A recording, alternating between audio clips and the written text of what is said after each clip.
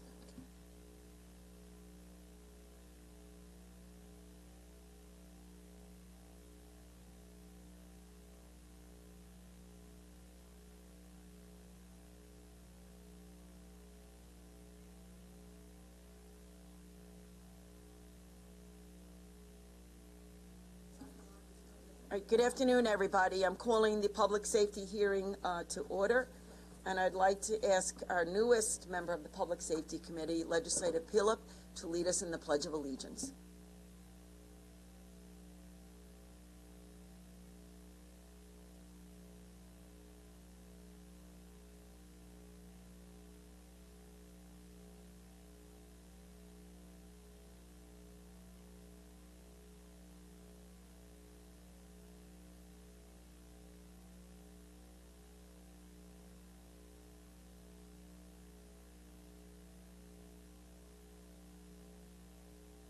Thank you, Delia. If everybody would just please rise, we'd like to do a moment of silence for Officer Mora.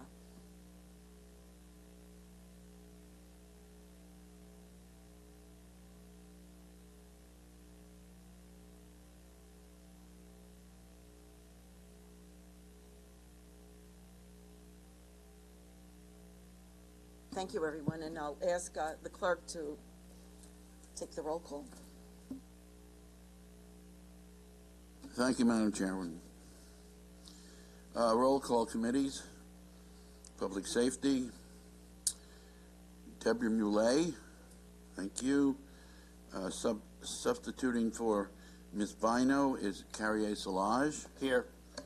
Delia DeRigi-Witten, Ranking Member. John Ferretti. Here. Mazi Melissa Pilip. Here. Vice Chair Stephen Rhodes. Chairwoman Denise Ford. Here. We have a quorum, ma'am. Thank you very much, sir. All right, we're going to hear from Police Commissioner Ryder, who will give us an update on the initiatives that were included into the police reform plan that was submitted to New York State last year. You know, I'm going to keep my comments very brief, you know, because I think it's more important that we hear from you, as we have probably a number of questions and comments from the legislators and from the public as well. But I do just want to note that it, you know, I guess it has to be a proud moment for the Nassau County Police Department to know that somebody who came from your ranks is currently now the first black female police commissioner in the city of New York. So I think for me, there's a sense of pride in knowing that out of all of the candidates in the country, Commissioner Sewell was selected by Mayor Adams. So, we commend her on so far the way that she's been handling herself, and it's been very, very tough, to have officers, like not even a month in office, to have them wounded and then to lose two young officers. It's very, very sad. So, but I just want to say that for me, I'm very, very proud of the job that she's been doing so far. I'm very proud that it was our police department that gave them such a wonderful leader. And now as we go to another wonderful leader, another wonderful commissioner, Commissioner Ryder, we're asking now if you could just give us an update as to where we are almost a year after this was submitted. All right, good afternoon, and thank you for that moment of silence, recognizing Officer Mora, and we'll all be attending that funeral tomorrow, which will be very difficult, and then again next week. So again, it's difficult time for law enforcement, but we know what we signed up for, and we know that what the job we have to do, but it doesn't matter what happens. We always stand by each other, and in those type of situations, we'll make sure that we are there for him and his family tomorrow. So, police reform, as we all know, the EO 203 by Governor Cuomo's office came down. We were asked to address several areas that were in his plan. We are happy to announce that we have reached all of our goals except one, that is just a delay in funding when it comes to 9/11 texting.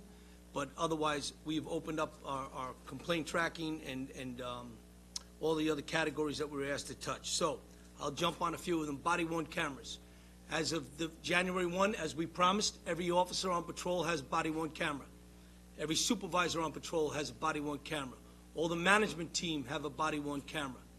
The only ones that don't wear a body-worn camera are some of the detectives, obviously because of the sensitive nature and the undercover assignments that they do. But everybody is wearing a body camera. I am happy to also announce that G-Tech is the company that we chose. We haven't had any issues. Hardware once in a while will break, a camera will break, or so forth. That's going to happen.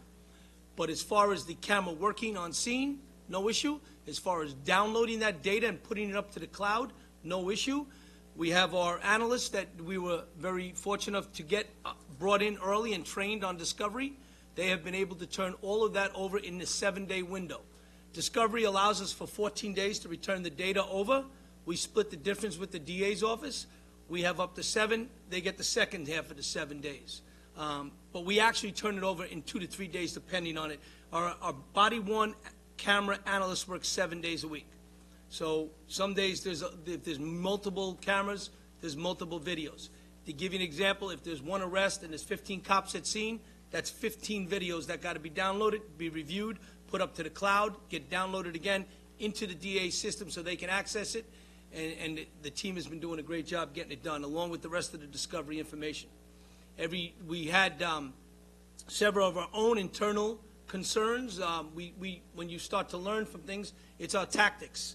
It's tactics for safety for ourselves. But the approach, in the right to know, we announce ourselves when we get up. My name is Officer Ryder. I'm stopping you for the red light that you just passed on the corner on Smith Street. Can I see your license and registration? And by the way, I'm wearing a body camera. And by announcing that, that's a form of de-escalation, both for ourselves and for the individual inside the car. All of that is on the tapes as they're being turned over.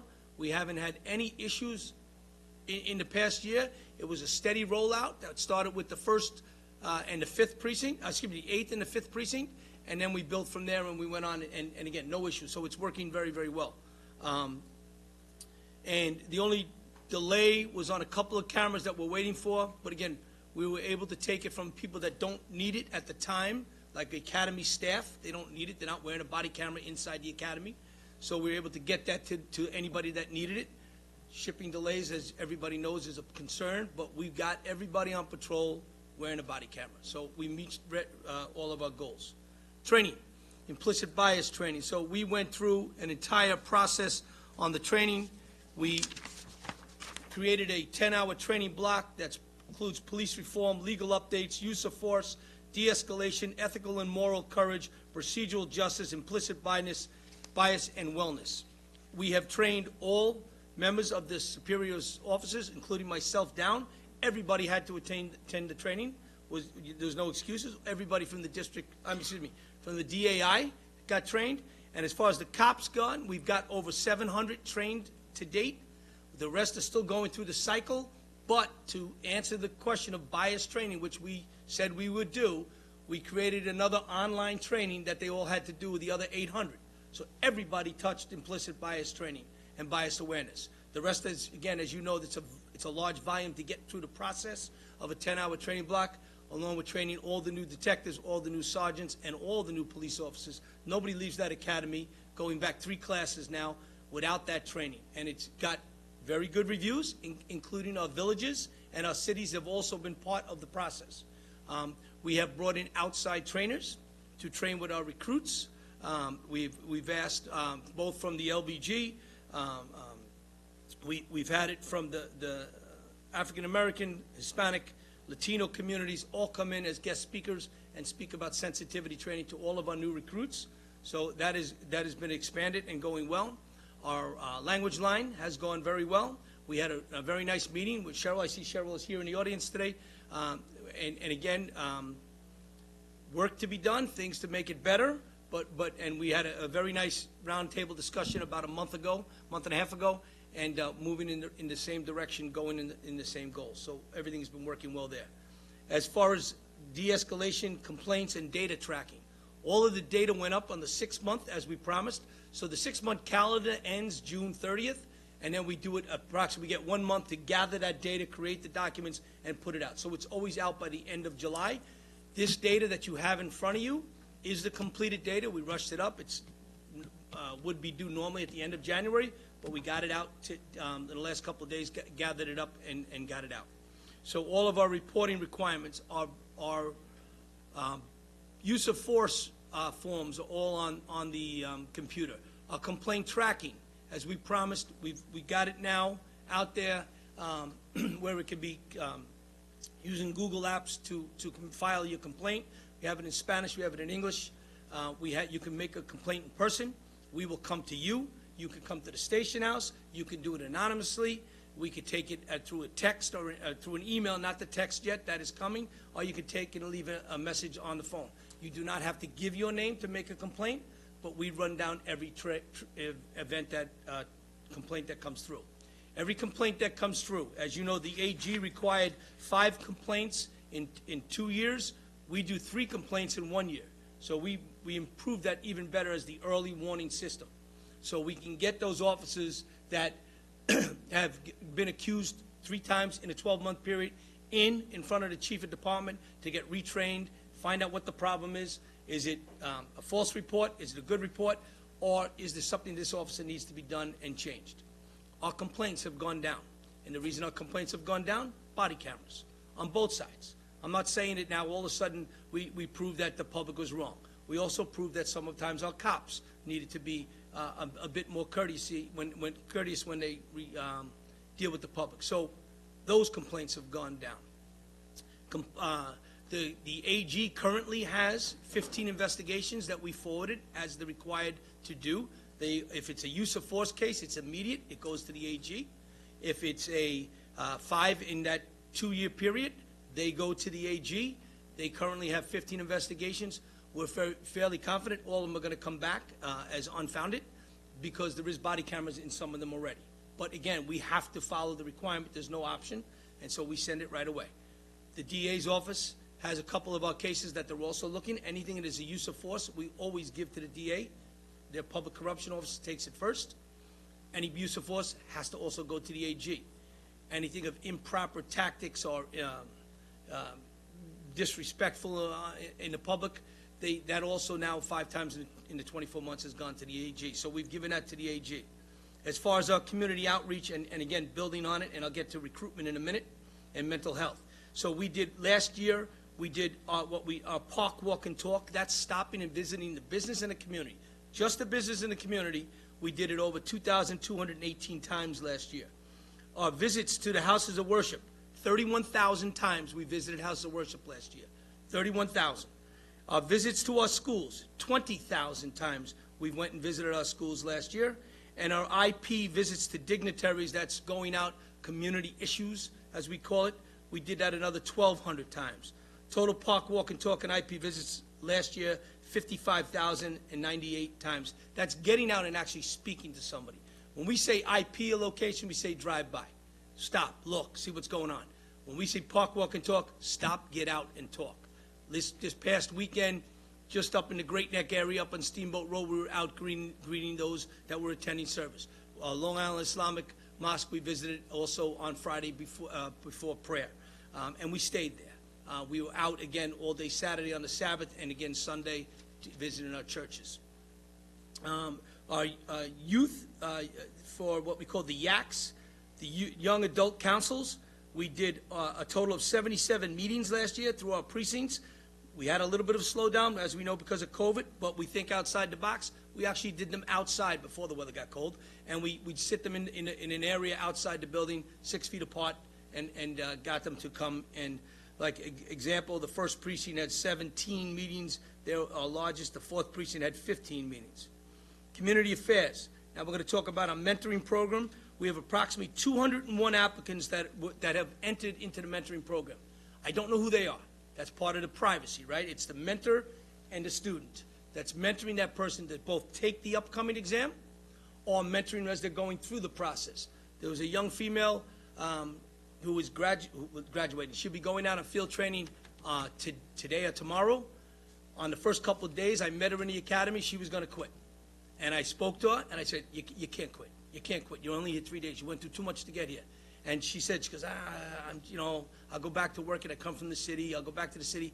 Just work with us. Did you get a mentor? She goes, no. I hooked her up through Aida McCullough, through the Guardians. She went through and she got a mentoring program. She's getting out today. So we saved that kid, and that's the idea. We don't want to lose any of our good kids that have gone through the process. We don't want to lose any of the kids that we can get in. Pre-recruitment, as of today, for the upcoming test, we have 11,882 people already registered. Right?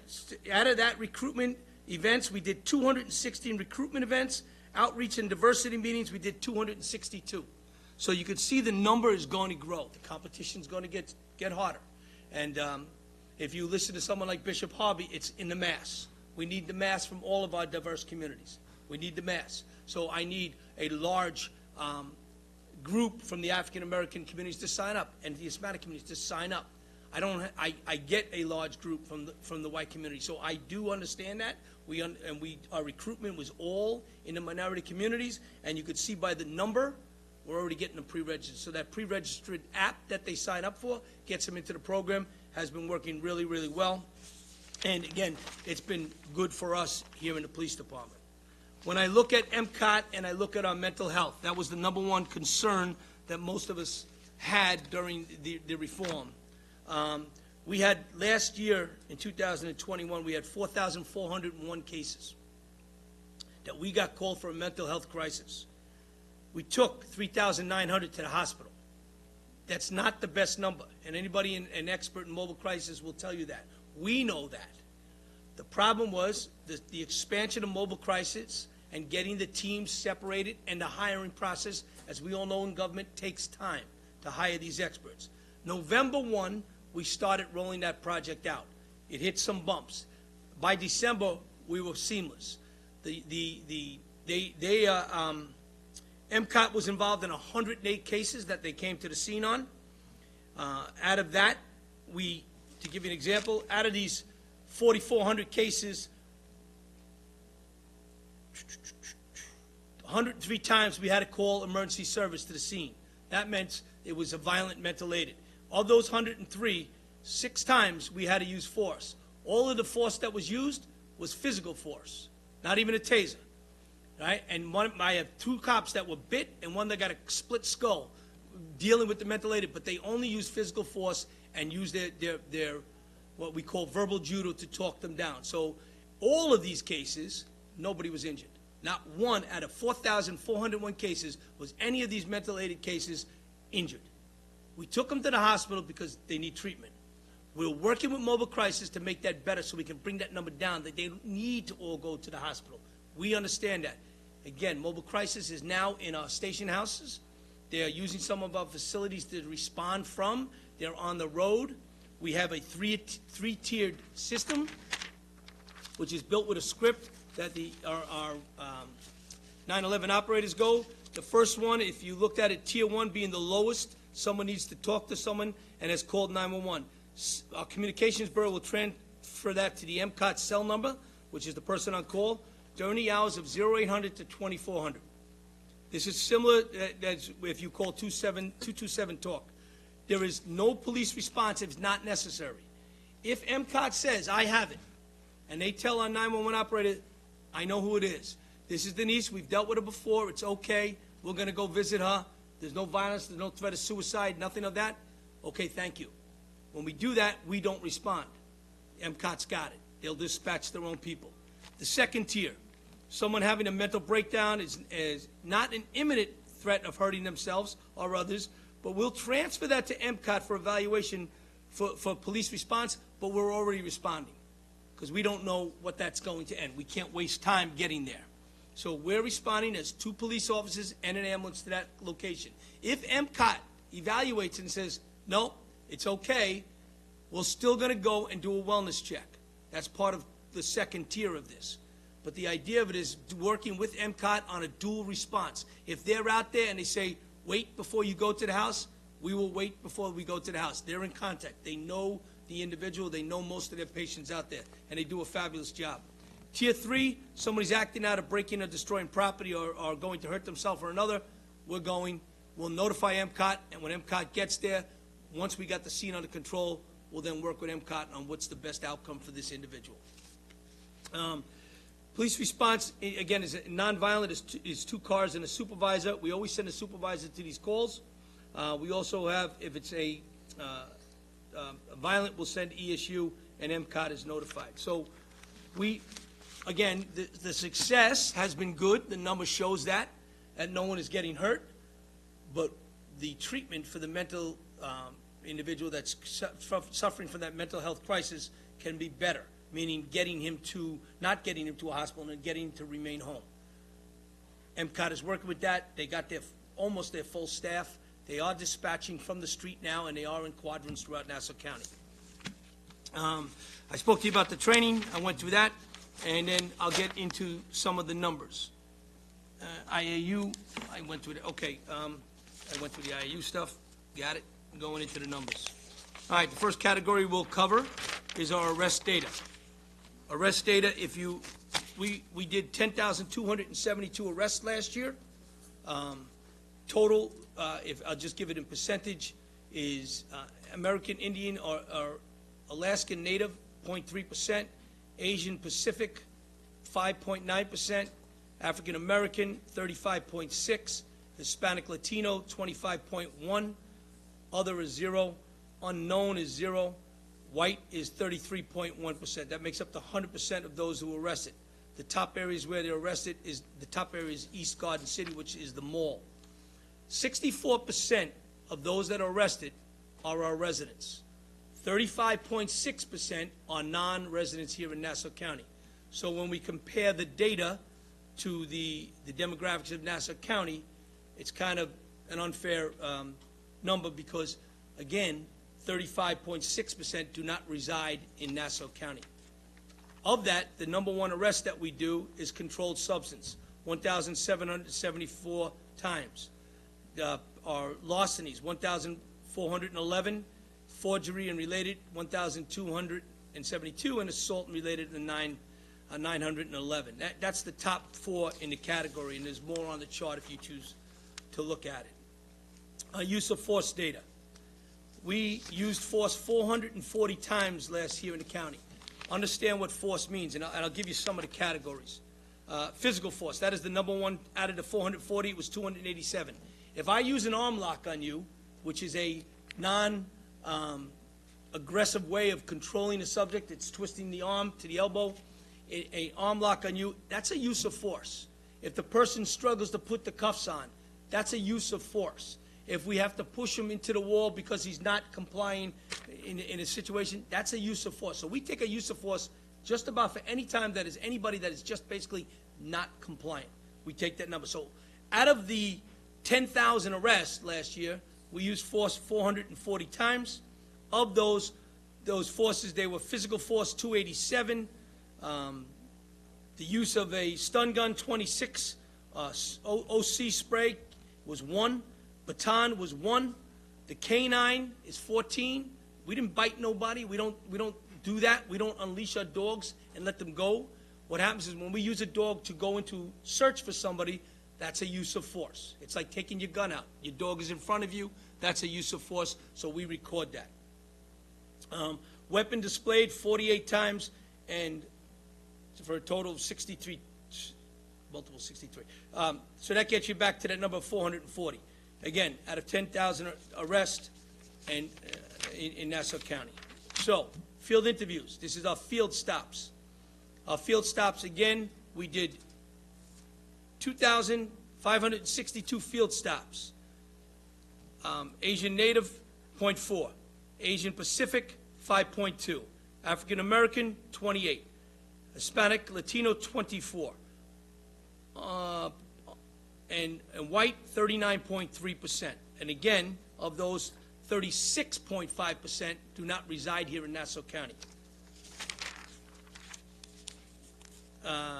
Field interviewed, you don't need to know the times of the day and stuff, but they are on there that you can look at it.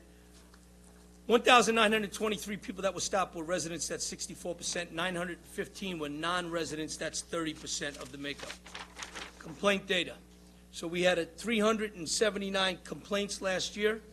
I'm sorry, 491 complaints last year. That is down from the year before. I'm going to, again, bring that up, that I believe it has to do a lot with the fact that it is, again, body cameras starting to show a decline, and now that it's fully out there. Any excessive force, as I explained to you, or any unlawful conduct must go to the Attorney General. No option. Any 5 complaints in 2 years goes to the Attorney General. Our early alert system, our early warning system is in 3 times in 12 months. Out of the million interactions with the public on our complaints, we get 0.1% complaints against our officers. Tickets and summonses. In 2019, we wrote 242,000 summonses. In 2020, we wrote 119,000. In 2021, we wrote 104,000. There's a reason for that, and I'll explain in a second.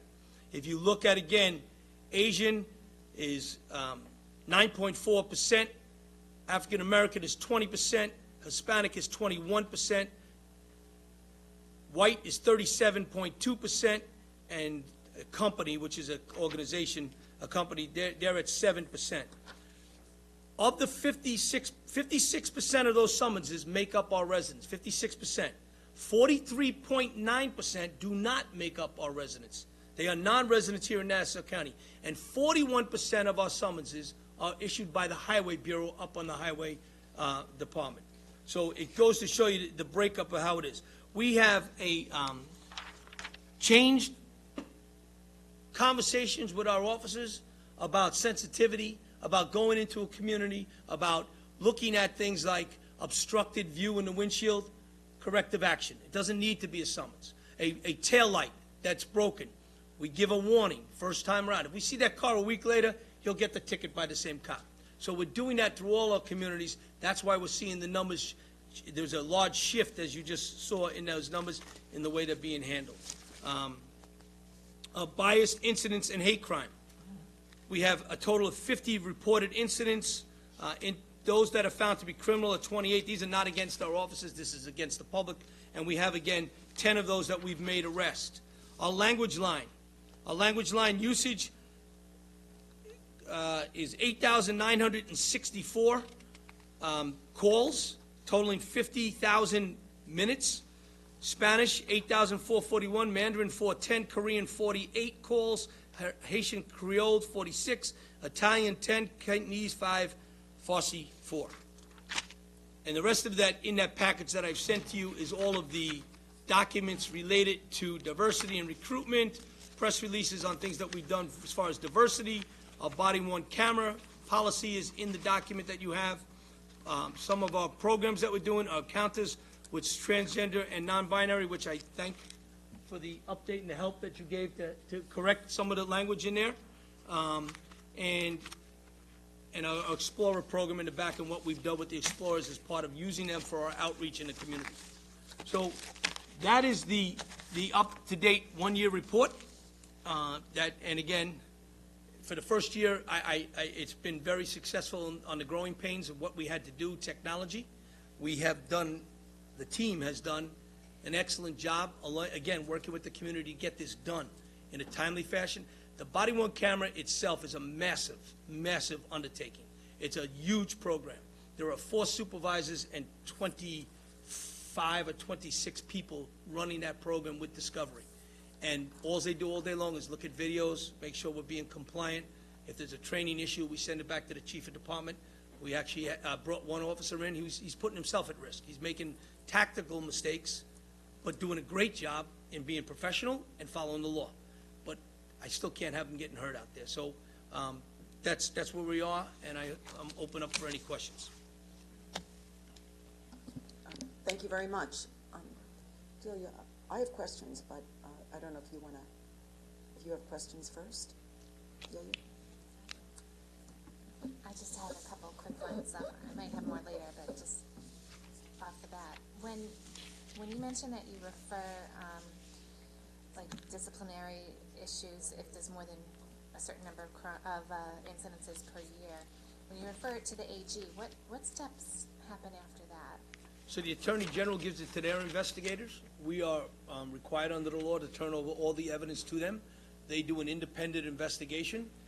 If they find, and they call, if they call in my officer and my officer refuses to go for whatever reason, they have the right to terminate it, which is something that, you know, it's of course our officers are going to go, but they get interviewed, they go through an extensive investigation, they'll give back the findings to us then for discipline.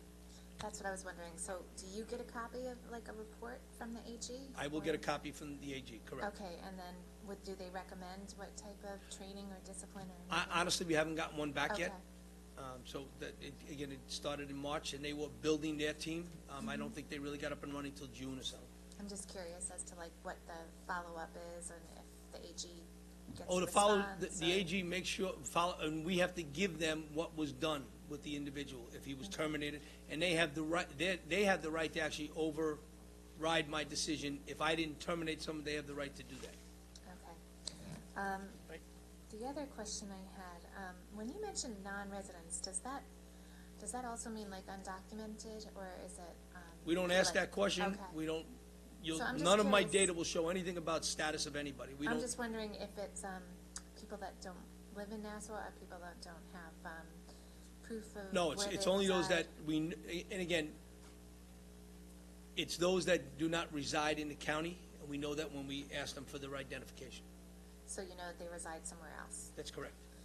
And I did notice with the hate crimes, the increase with the Jewish community went up quite a lot in the last 6 months. Are you seeing that? Are you have that on your radar? So we get, fortunately, it's been mostly aggravated harassment calls, using phones, making threats. Fortunately, I mean in the fact that there has been no violence here. We have no violent acts here in Nassau County against any of our minority communities, which is good. We go back a year, we have, other cases that there was. But again, some of it we have to show that it is a biased incident, so we can't make it a biased until we know for sure that it's a biased incident. Yeah, I saw a number of them did follow up as a crime, so it does seem. We did start, Legislator Arnold Drucker started a commission, for anti-Semitism. It might be a good idea just to, convey that any Absolutely. stats you get to that commission. And I had 2 other quick questions. Oh, with the body cameras, now, from what I understand, they have to be turned on for each incident? Any interaction with the public, they got to turn it on.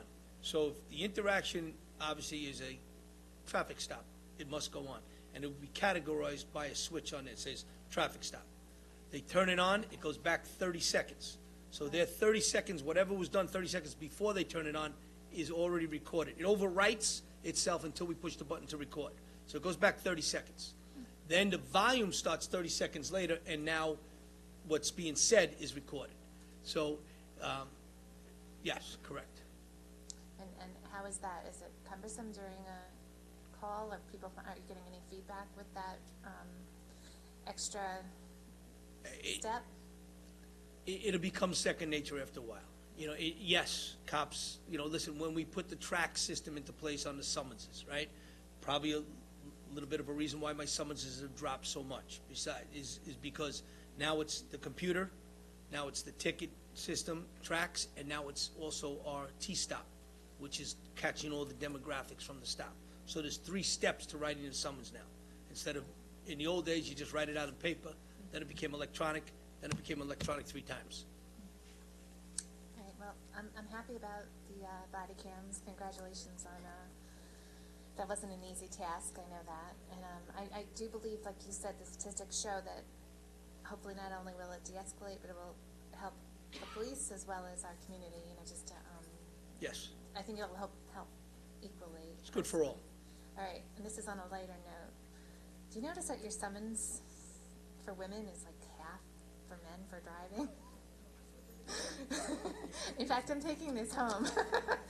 All right. I'm not gonna ahead. comment. On the advice of counsel, no. That could be a loaded, my wife. that could be a And my loaded wife. comment right Very there, good, so sir. we're I'm gonna, just, yeah, we I'm are very- gonna leave it right I there. was impressed so. with that statistic. I don't even want to offer my reasons why, but I'll just leave it.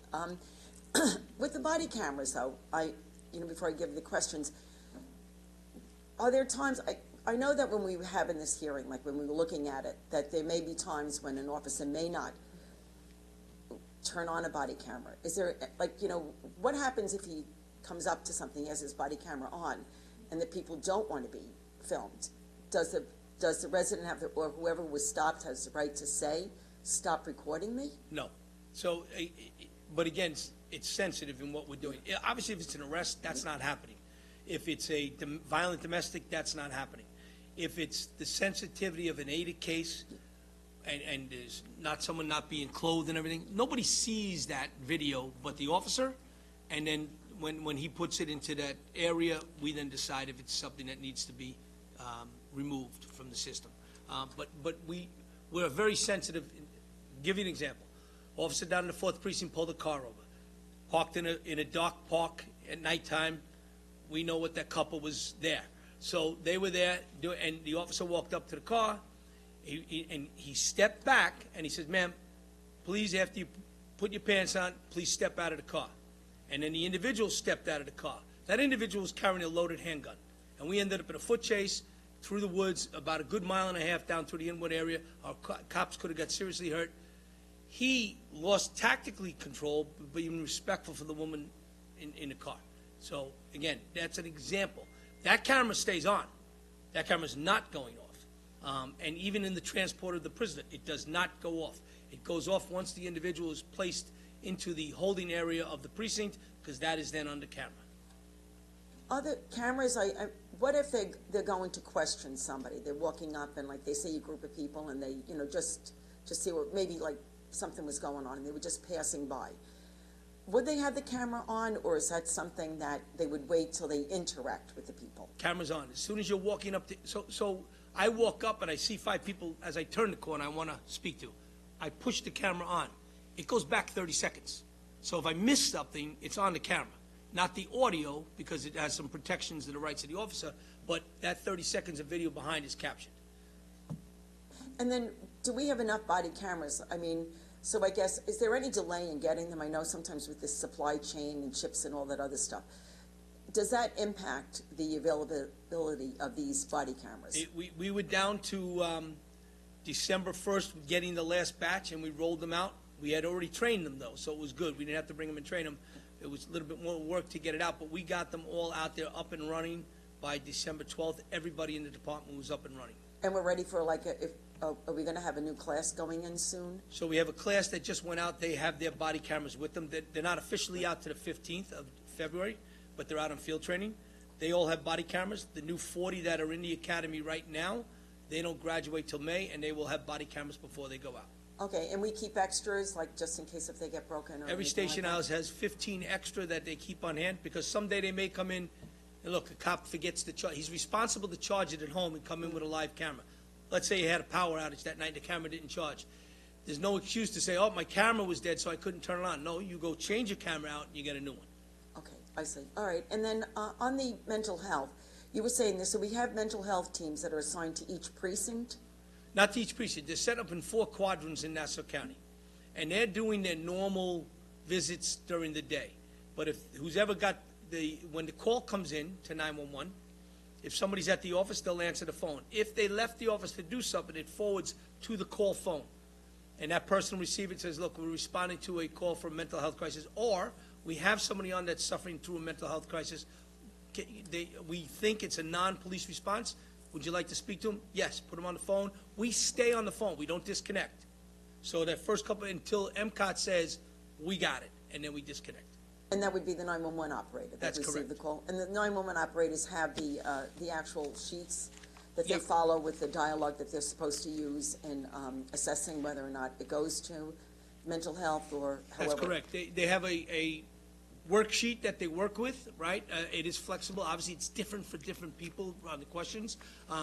But if you heard the call in the city of New York, unfortunately, where the 2 officers were shot, apparently the question wasn't asked, are there any weapons in the house? And we asked that question when we responded to these things. This is a 20-page PowerPoint training that all of the trainers went through again, with the help of the experts. We didn't create this. The county workers helped us create this to put it together with the experts' advice on some things. Right, and I see that with all the data with all the stops that we make, so it's the data that you have within this report, the percentage of how many people were stopped, who they were, men, women, whether or not it was, black, Hispanic, white, or Asian, or whatever, correct? Correct. When we stop, like you were saying these 3, I know that the officers do give, if I get stopped and I'm now issued a ticket, like maybe my rear light is out or whatever it is, or I went through a stop sign, the officer actually then gives a printed computer statement or something, whatever, almost like a receipt, right? To That's let me correct. know why I was stopped, okay? Do they do it if they don't issue a ticket, do they also give that person a reason why they were stopped even though they were not given a ticket? So every officer, when they go up to the car, in that their camera is recording, Okay. they will announce who they are, the reason for the stop, and then ask for their ID. If they choose to give a warning, that person will get it.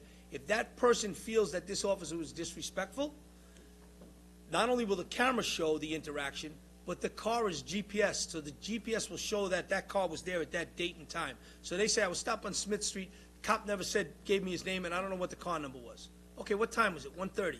We bring up the GPS of the car. This is the car that stopped. It was 1:03. We bring up the camera. Here he is announcing who he is, or he didn't, and then we have a problem. So you only give that receipt when somebody, if they get a ticket, they're given the reason why they were given that ticket, That's right. correct? All right, thank you. Legislator Freddie, you said you had a question? Commissioner, how you doing? Very good, sir. Thank you for your presentation. Thank you to your men and women in blue for everything you do. Always, thank you. My question is, one of my questions has to deal with what Legislator Ford was kind of just talking about, the tiered response that's been implemented through this reform plan. So, my understanding is you have 3 tiers, right? And tier 1 would be information to the community about mental health programs, call centers, et cetera, right? Correct. Right. Then tier 2 would be where the 911 operator asks if there's danger to for the complainant hurting themselves, right? Is the person violent or aggressive? Right. And if the answer to those are no, then a mobile crisis team goes out. No, if we're in a tier 2 situation, it's a dual response. Dual response. So tier 3 would be a police response Correct. without the. We mobile. notify them, and when they get there, but we're not waiting because there's a potential injury to themselves or another. All right. So just going back to the tragedy a couple days ago in the city with the unfortunate murder of Officers Rivera and Mora. If that phone call came into the Nassau County 911 operator, who would have been dispatched? Police, Without the mobile crisis team? without mobile crisis. That was a domestic. Domestics are handled by police, not mobile crisis. Okay. Mobile crisis is only there in the mental health cases. Okay. My understanding is that the reform plan requires the Nassau County Police Department to evaluate the tiered response. Correct. Has that evaluation, is that ongoing? Has it been conducted? It's ongoing because, as I said, we didn't really get started till November. We had some bumps in November. In December, we started running seamless. We had 108 responses by mobile crisis as a dual response or a transfer over. We're gathering all that data going forward, and we'll know it. Obviously, in 1 month, there's no data to really analyze. Now, in the situation in the city a couple days ago, I think you said that, correct me if I'm wrong, when the 911 call went in, they said that there was no weapon on the scene? No, but my understanding is that the question wasn't asked, is there a weapon at the residence? Now, I don't know if the individual would have answered it yes or no anyhow. So Would it have mattered? Yeah. For the it's just, response? it's a heightened alert, cops, again, I don't like I'm not going No, to no. comment on it. So it's just a response. It's always nice to know if someone will tell you this. Many domestics we go to, they'll be, yeah, there's a hunting rifle in the house. We want to know that. And many times if we've been there before, that's already recorded in our 911 system. So it'll say, you've been to that house 5 times and all 5 for aggressiveness and whatever. We know what we're getting ourselves into. But in terms of who's dispatched to the scene, would it have an effect on which tier the call would fall into just because there is a weapon at the scene? So let's say there's a hunting rifle at the scene, but there's a determination made that there's no danger of the complainant hurting themselves or violent act, etc. But they do say, when you ask them, is there a weapon at the scene? Yes, I have a hunting rifle. Is there still a chance that the police will not be dispatched to that call? No. So a No. police officer will be dispatched to That's that call correct. That is- because there is a weapon present. No, because it's a domestic. We handle domestics. If the call came in for a mental health call, and they said there was a weapon, we're going. If there's a violence, we're going. I'm not talking about just domestic, just in general now. Correct. Forget about the case from the city. If a call comes in where it's determined that there's a mental crisis unit needed, and it would possibly fit into tier 1, we're not, you know what I'm saying, where the police wouldn't necessarily have to be sent out, See- but then you're told there is a weapon at the scene, We're going. you're going. Right. So going. that's an automatic. No matter what, we're Okay. going. All right, and then my last question, and I want to make sure I'm reading the chart right. So in 21, there were 10,272 total arrests. That's correct. Okay. Do you have the numbers in terms of out of those 10,272, how many were released with an appearance ticket under the new bail reform law? Yes. So I can give you, this number will be a little higher because of, we include our villages. So 11,005 arrests, let's use that number right now. When it comes to bail reform, they were released on cashier's bail 4,043 times, released at arraignment with no bail. That was once we get them to the courts let them go with no bail, 2,237 times, and released by the judge 3,419 times. So out of that 11,000, 9,699 people were released without bail. What's our last number again? I think you did the math for me. 9,699. So roughly 1,300 were held on bail Okay, yes. Yes, out of 11,000. that's correct. Okay, thank you. Okay. Legislator Rhodes? Hi, Commissioner. Again, thank you so much for your presentation and for the outstanding work that you and your department does on a daily basis. Just as a follow-up to that, do you keep those statistics in comparison to statistics from before bail reform? In other words, are you able to articulate, and if not today, are you able to get us, if 1,300 were actually held on bail out of 11,000 arrests, what is that by percentage in comparison to what existed before bail reform? I'm going to say, of course, we can get it because the data exists somewhere. It's not going to be an easy task because we didn't collect it we didn't look at it that way. But we don't know.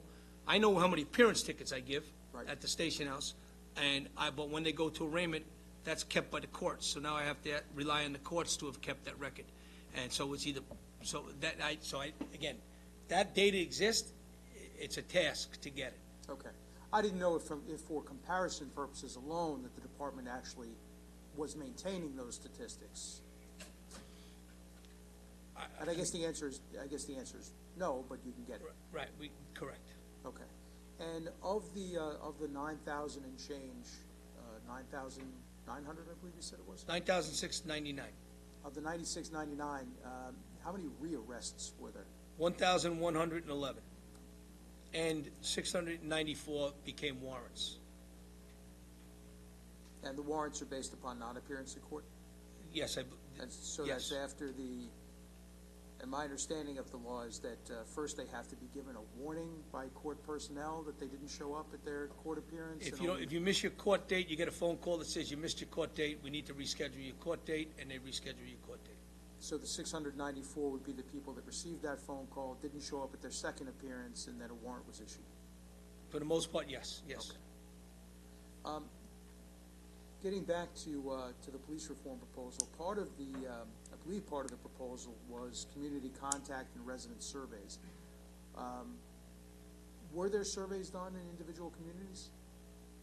Are we in the process of doing that? I'm sorry, what, So my understanding is that the police department was required to conduct surveys of communities, victims, and complainants.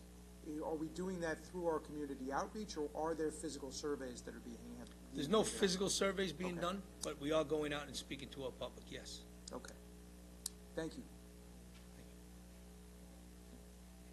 Legislator Solage? Good morning, Commissioner. sir. How are you doing? Very good, thank you. Nice to see you. I want to thank the chairwoman for allowing me to speak today. Legislator Bino could not be here for personal reasons, family reasons, but she asked me to sub in.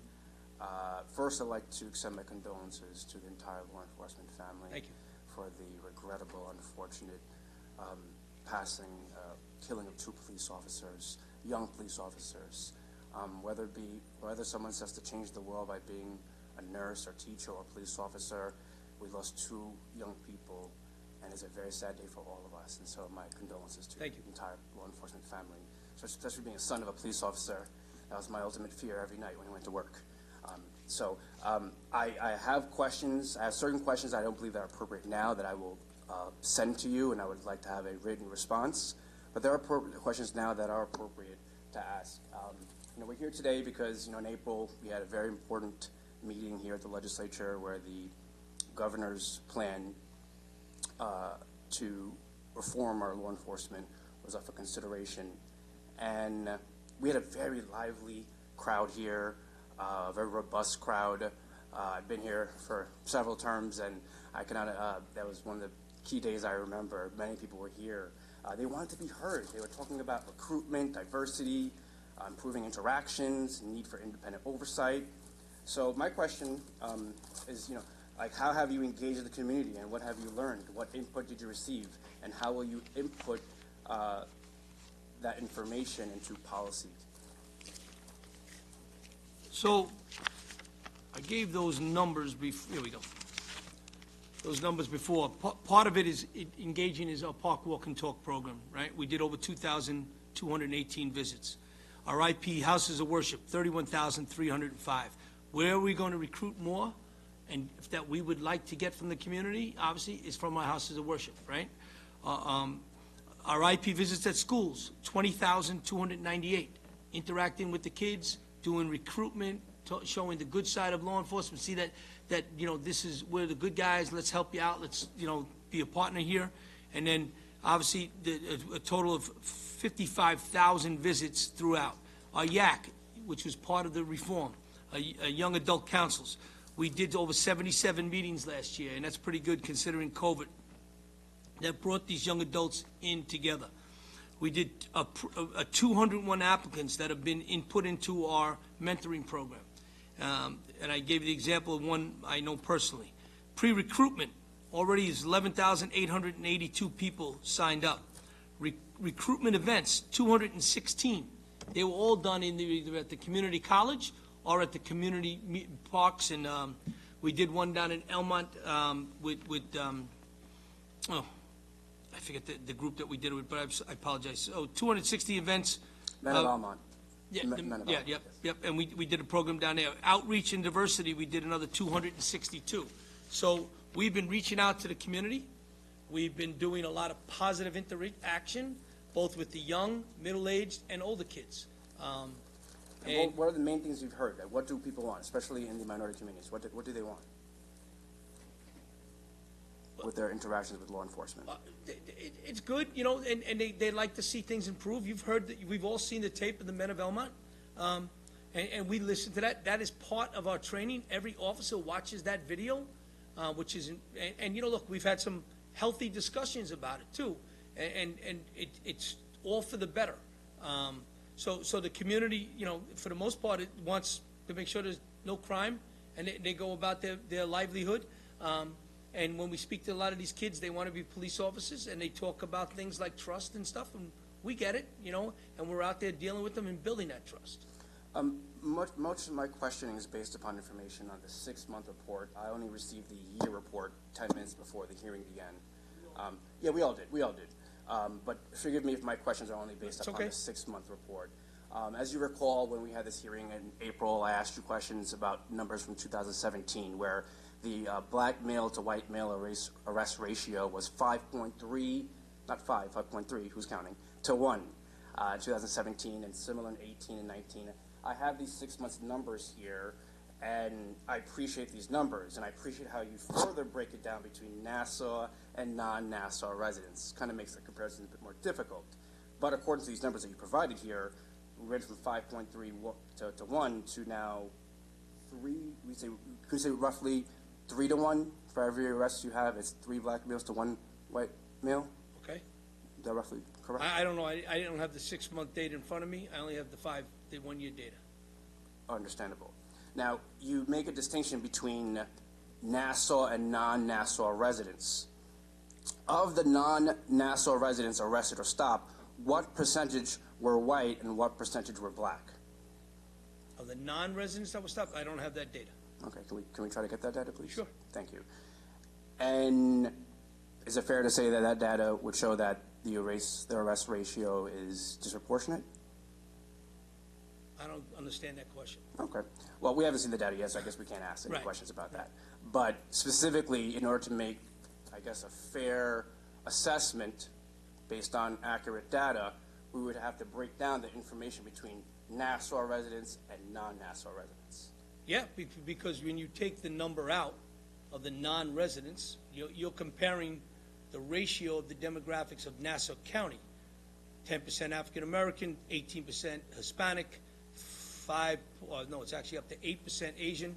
So this arrest data is being compared to this. Well, if 35% don't reside in the county, my demographics field gets bigger.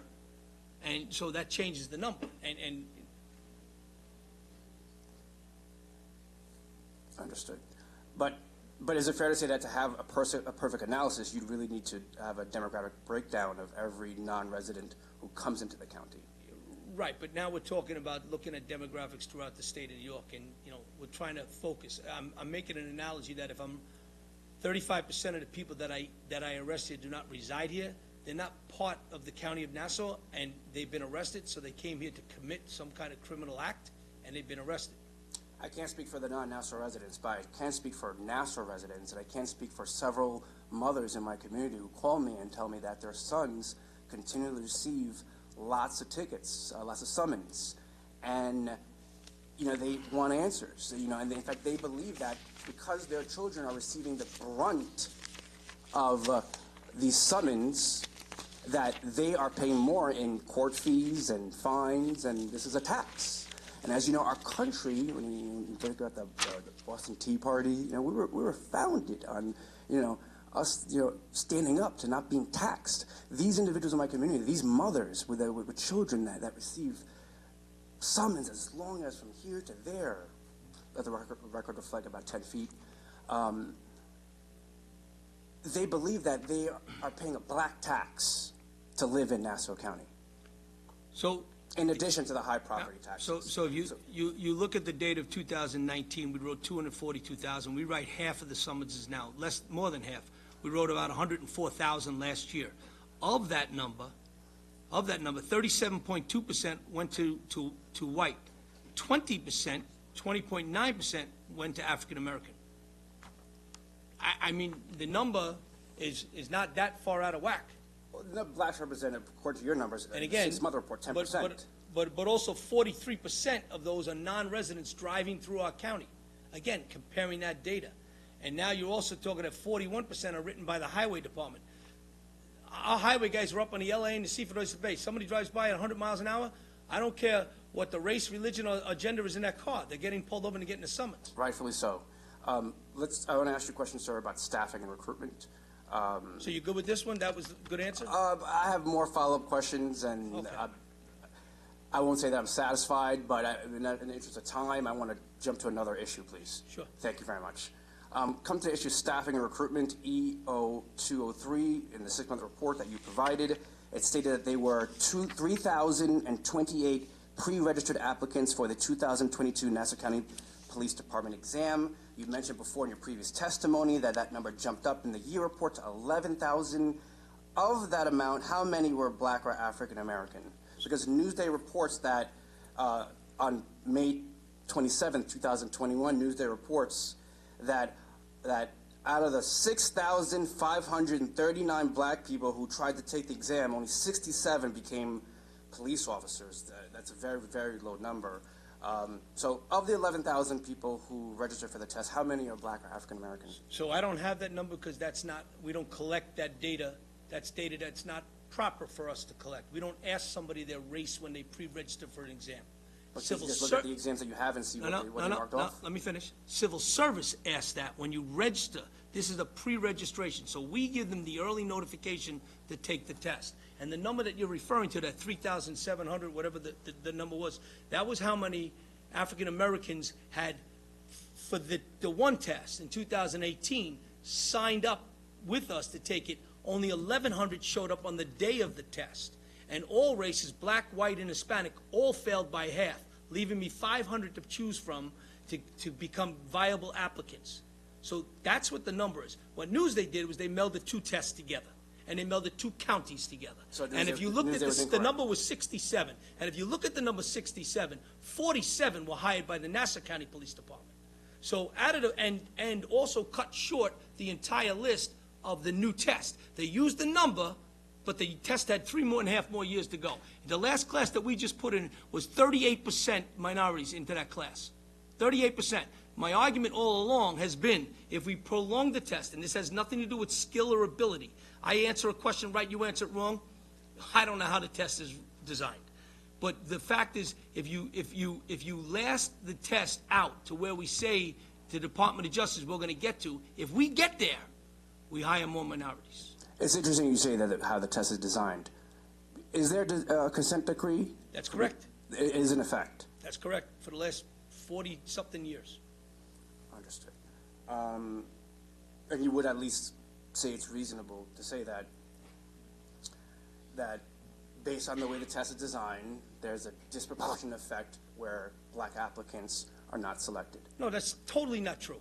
If 15,000 white kids take the test and 1,000 African American kids take the test, there's no way it's going to be a proportionate equal in the hiring process. It's impossible. The math doesn't add up. And that was my point. When I had 3,700 that pre-registered, I needed all 3,700 to show up. That gives me a better proportionate number. That's how we fix the problem in hiring. And Bishop Harvey, I give him credit, he said that. It's the masses. You need to bring more to the table to take the test. Understood. Your subordinate is now your colleague, the commissioner in New York City, Commissioner Sell. She's a great choice. Currently, Mayor Adams is considering a residency requirement for police officers. Have you considered that? Would that improve the numbers in terms of diversity? That would kill my numbers, make it worse. Because we only have 10% African American living here. Correct, but the if numbers I of took police officers- 10% and I took how many people are actually eligible for the test, it'd be even less. And then how many want to take the test, it'd be even less. You've got to open the doors. That's why we go to Harlem to recruit. That's why we go to Brooklyn to recruit. That's where our recruitment stuff is done, to bring the kids to the table. Understood. We have a unique situation here that you served as a police commissioner under the previous county executive, and now here you are again, and the current county executive, Mr. Blakeman. Congratulations. Are there any policy differences you would say that now you are serving under a different administration? I don't know what that has to do with reform, but I will tell you that our county exec backs our police department, supports law enforcement, supports the fact of law and order in Nassau County, and we stand with that, and we thank him for it. Understood. Legislator Ferretti asked about bail reform, but it is still the case that Nassau County is the safest county of its size in America. Is that correct? For the years 2019, 2019 and 20 we were, 2020 comes out, 2021 comes out in March. So 19 and 20 we were. Our crime went up slightly last year in major crime, but many of our quality of life and smaller crimes went on the rise last year. In your humble opinion, sir, do you believe that in this coming year that will Nassau County still maintain that very honorable distinction? I am going to work my butt off to make sure it does. Thank you very much, sir. And just two more questions. Regarding restorative justice, has the DEA secured funding to hire social workers to engage with the youth, with justice involved in the youth? I saw that today. I honestly don't know the answer. I didn't get a chance to ask her. And it would be under the old administration. And do you plan to continue the PAL programs in Lawrence and Inwood and also Elmont? 100%. That's great. We've had a great return on that. I have more questions, but I would just ask the chair, please, respectfully, that because of an issue of this importance, that we please meet semi-quarterly, not just every 6 months, for an issue of this. And also today, because I'm heading to the funeral today. I really want to be there already. But please, if we could just try to have semi-quarter meetings, I would appreciate that. Thank you very much. Noted. All right.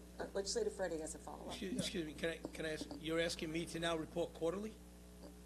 Is that what we're asking? We'll take into consideration what he wants, but we'll discuss this, because I mean, Yes, the but police in the departments are plan, run. we did So, yeah. agree on But buyout. under the plan, we did. But what we can do, Legislator Szilagyi, we can also ourselves meet as a group, and we could discuss, the different issues that we may face, because Fair enough. as we know, Commissioner I Wright, will your come and office is answer. I always won't have open, data.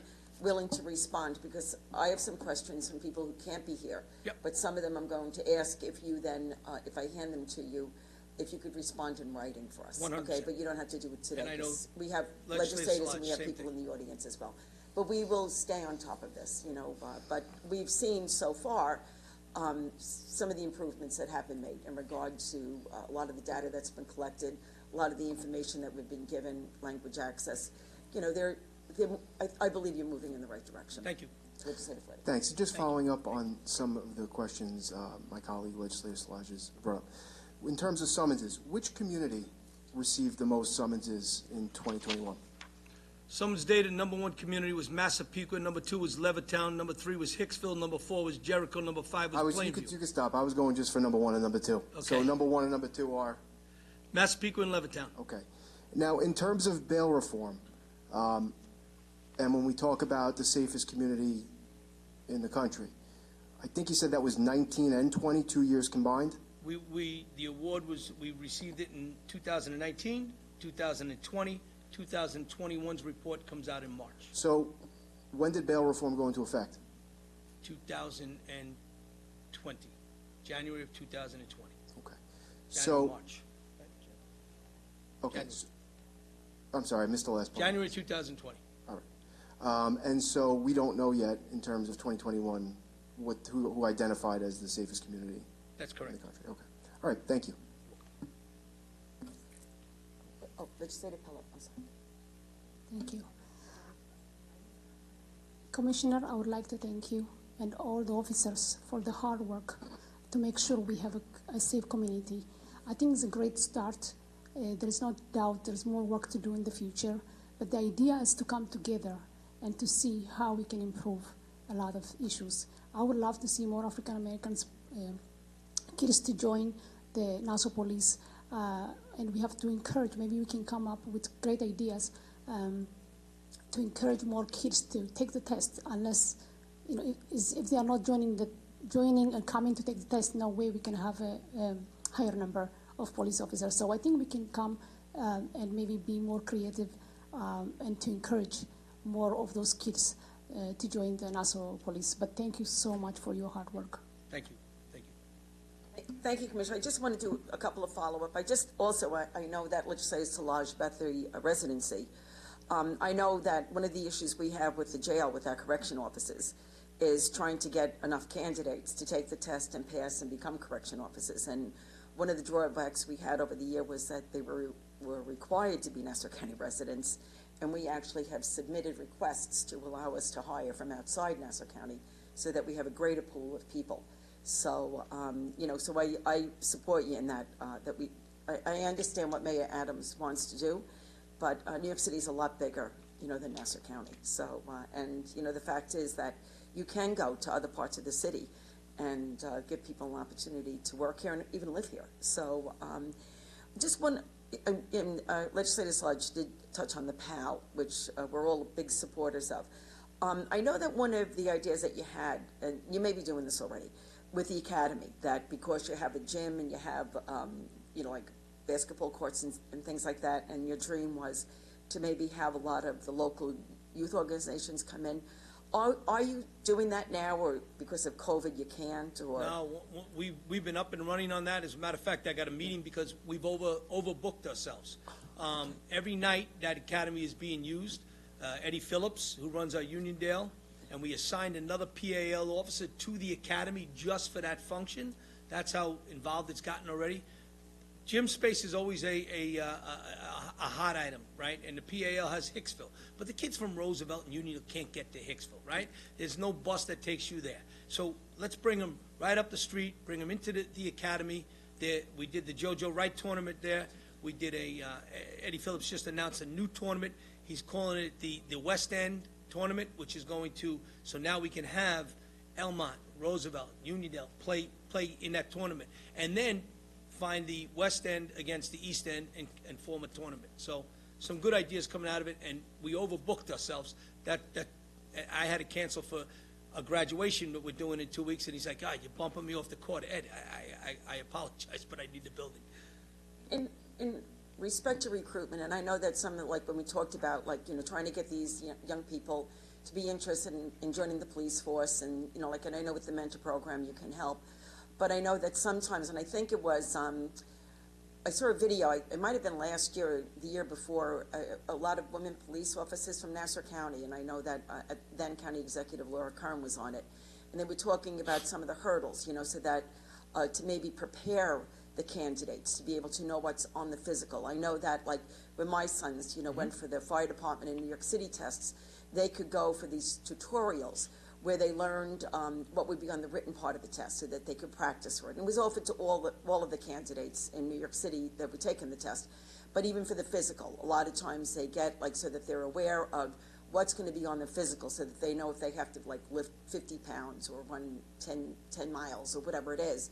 That might be something that, are we looking at that to sort of, like, provide these type of training sessions, free training sessions, so that if a student, like if somebody wants to do it, they are better prepared for taking the test. Already done in the mentoring program, and when we notify you now to take the physical, we notify you that you can reach out to one of the groups there, and they will provide that training to make sure that you're prepared to take that test with the best ability. So, and then in the next group, it's going to be all of a different process, because we're going to offer test-taking, as best ways you could put it, test-taking techniques before the exam to help kids out.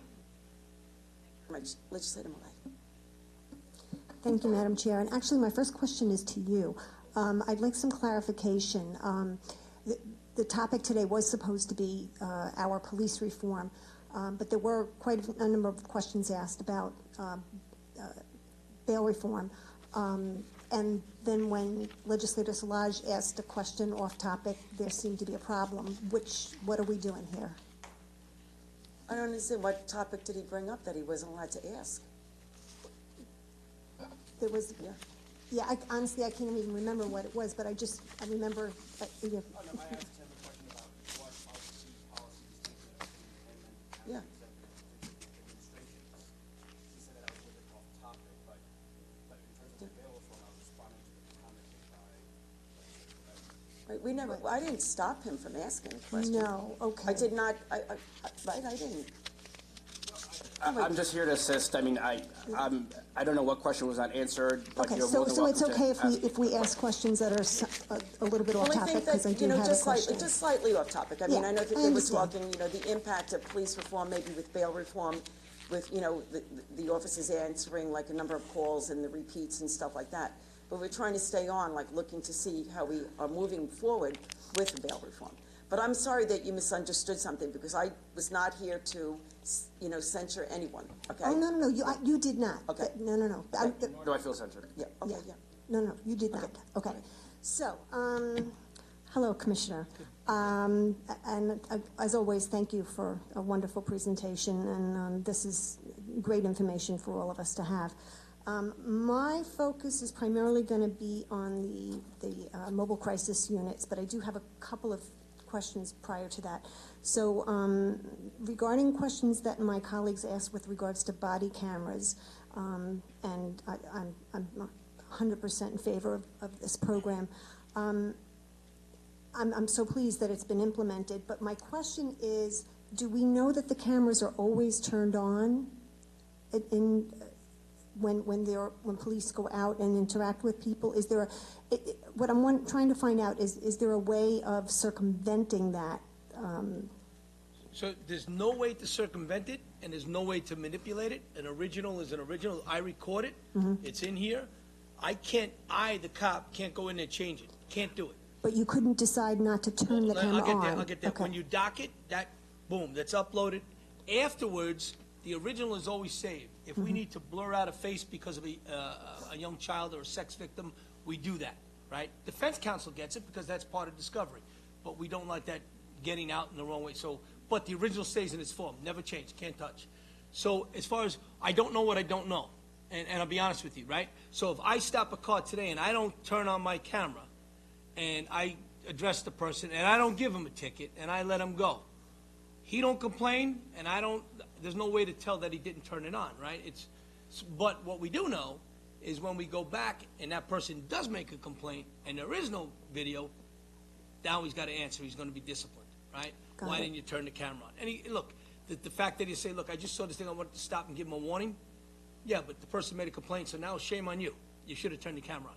They know that any interaction with the public, they must turn the camera on. There is flexibility when you're there and the camera's on and you need to speak to the supervisor, step away from the defendant, somebody else, you could turn the camera off. That's a private conversation. It doesn't get recorded. But then when you go back and you're interacting with the subject or the public or the domestic victim, the camera's got to be on. Okay, thank you. That gives me some reassurance, because that makes sense. Yeah, 100%. Yeah. Okay, so, right. So now I'm going to mobile crisis. Okay. And questions about that.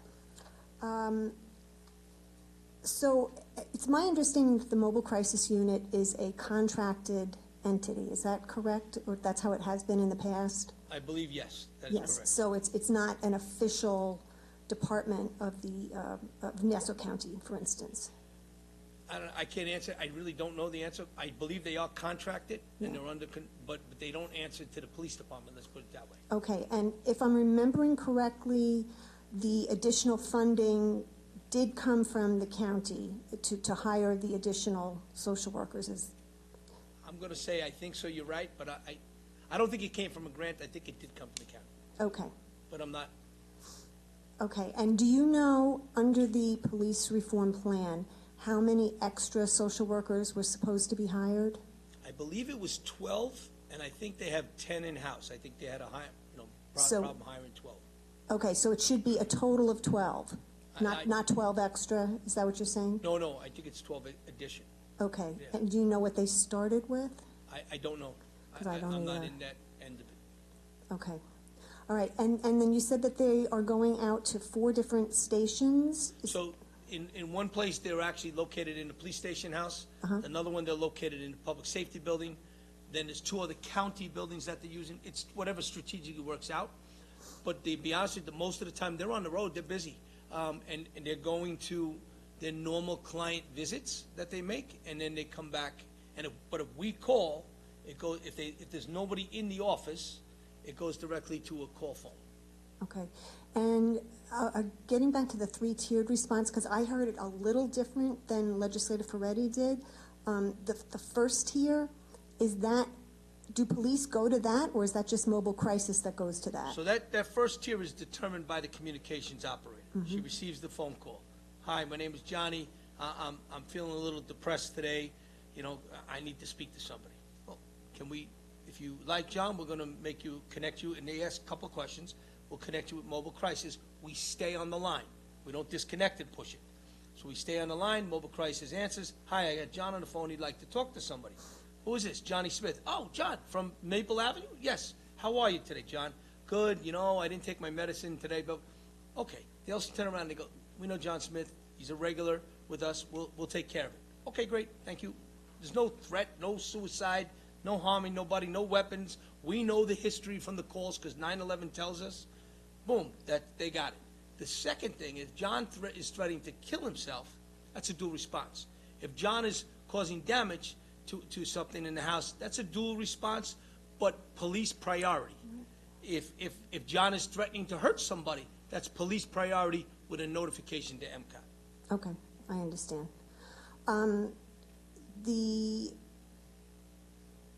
So this is a change in culture, in essence, that the police department is incorporating, that there's this mental health aspect that is separate, whereas police were frequently called to answer to mental health situations on their own without the help of social workers.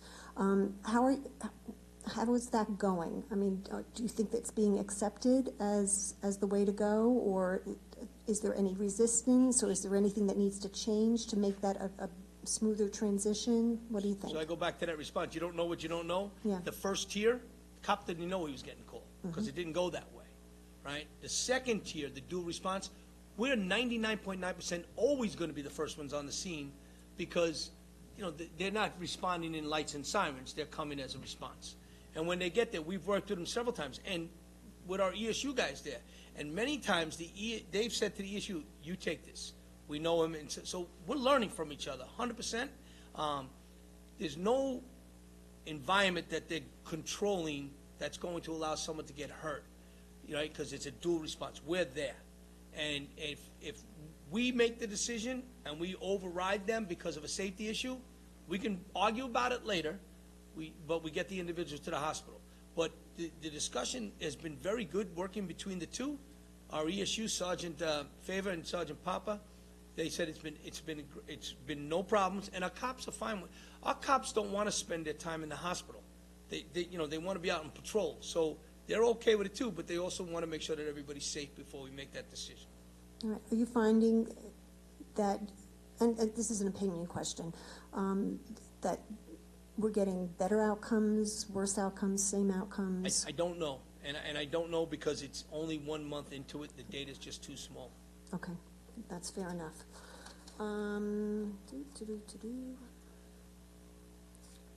Okay. And so now this is slightly off topic. So there have been several major arrests with regards to guns being seized, and, you know, I think we can all agree we want guns off the streets. Are there any plans to do anything like gun buybacks or moving forward to try to get even more guns off the streets? Yeah. So we did a gun buyback. We always try to do one around Thanksgiving, right? Give some people some holiday money and get those guns off the street. We'll do another. We try to do them twice a year now because, you know, you get the return. Our gun suppression team is out there doing proactive interviews. We're now working with the district attorney on she's going to announce her own gun program for it. So the good news about all of these gun arrests, they were made before a crime occurred, meaning a shooting or anything like that. We've made other arrests, but many of the guns that we've seen and we've showed you and at our press conferences have been done. So it's the preventive work that's being done. And again, you see the numbers are changing on the stops and so forth. And it's just good police work, and they're wearing body cameras. So it's the body cameras have not hurt their approach to policing. And thank God we've been lucky. There was a sentence today for a man, Costas was his name. He was stopped on a routine as the car stopped, right? And the individual got out and ran, chased by our police. We almost had a blue-on-blue shooting in Hempstead.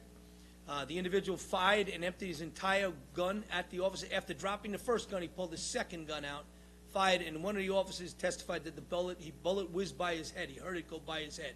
That's how close it was to coming. We arrested him, no incident. Nobody fired around. And by the way, nobody's asked. We haven't fired our guns in over 2 years in Nassau County, a year and a half. So we have very well-disciplined police officers that are out there doing good work. It is getting dangerous more than it ever has, because those guns are in the hands of people that don't have them because they're for their public own safety. And we're concerned about it, but we're doing everything we can to keep them off the street. Yeah, I agree. Guns need to Yep. get off the street, for sure. And then my final question is, where do you think the department needs to improve at this point? You've given us all kinds of great information and terrific successes. Where do you think it needs to go? I think we need to stay the course. I think the reform, look, nobody likes change. Right. We addressed it, we embraced it. A lot of the things we were doing, we knew to do it better. We listened to our community, we made changes, and a lot of things. We're staying the course, we're getting a good return. Let's see what next year is. Let's see what the next 6 months show us. If there is something, if it starts to go off the charts a little bit, then we got to get it back. But the training that we're doing, bringing the outside agencies in to speak to our police officers, is a good thing. And the equipment that we give them, the tasers, to making sure, look, before reform, the Hempstead Police Department didn't have tasers. Now they have tasers. So, again, it's a non-lethal de-escalation tool that helps us. Teaching them verbal judo, interaction, getting more training. You know, kudos to the SOA and the DAI have given us more training days to bring their members in and train them. We all agree to get a better product, you have to invest into that product, and training is one of them. And that new academy has been a godsend. Yeah, beautiful. Thank you to all of you for Beautiful facility, and it's just, yeah, only for the good. But Yep. thank you, Commissioner, Thank you. appreciate it. Thank you.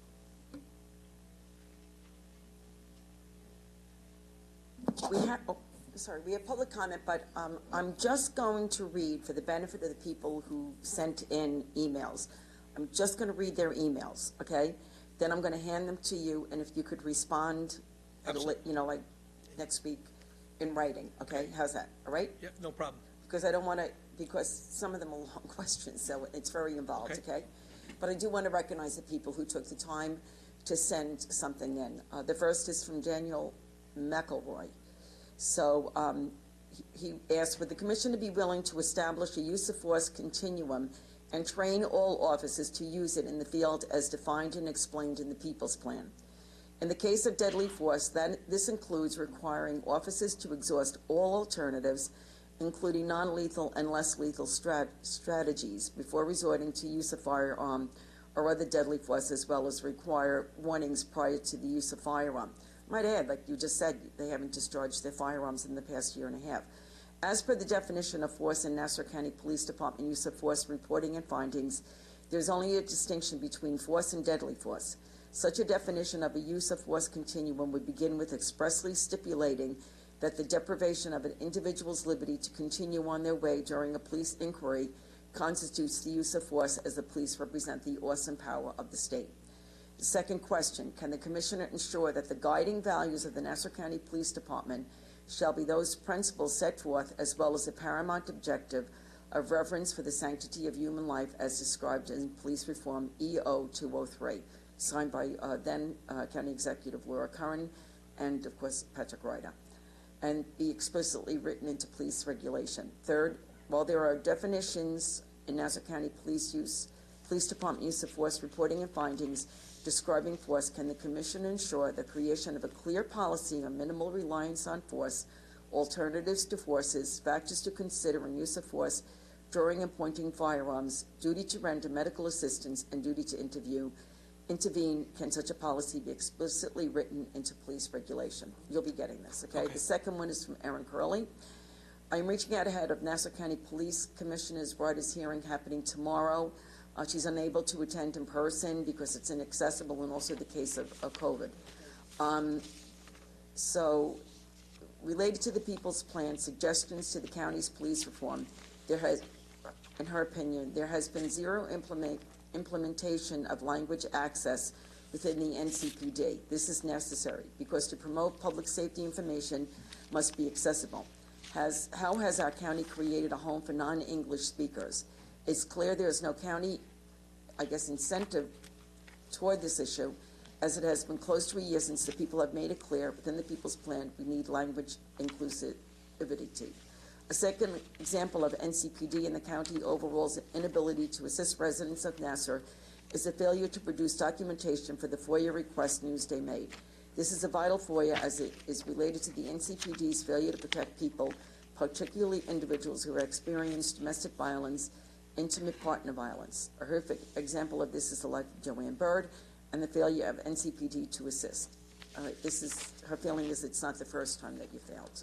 But you'll get this and you can respond to the certain questions in writing. The other is from Mariana Hoyt Lang, and it's the Nassau County Police Department says it's concerned about public trust and transparency, and yet is engaged in 2 FOIA lawsuits with both Newsday and the NCLU over police disciplinary records, use of force documentation, and mailed stop data. And her question is, why is the Nassau County Police Department so afraid of transparency? You'll also get that as well. And the other came from Maria Sorello. And since more members from mobile crisis teams have been hired, how many fewer mental health calls have police responded to? Has there been any progress setting up community stabilization centers? With the state of Washington money, is there a strong commitment to developing them? What additional de-escalation training has been provided for police and correction officers? Have you utilized impacted people in planning your response? Are there plans to utilize paid peers in response in these calls? So these are all something that you can, I will address. I ask that maybe your response, send them to us, and then we will send them out to the residents or the residents who requested them. So now we will go for public comment. I just want to remind everybody that we have gone back to our old ways, so it's 3 minutes of public comment. So I will ask Susan Cotterer to please come up.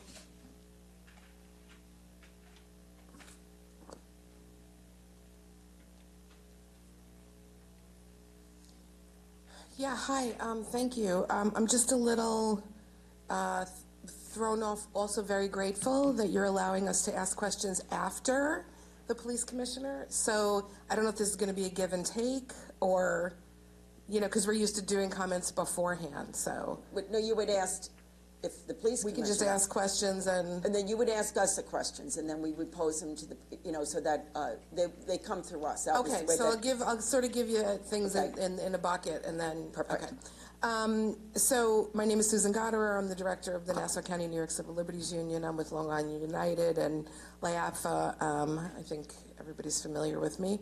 Hello, Commissioner Ryder.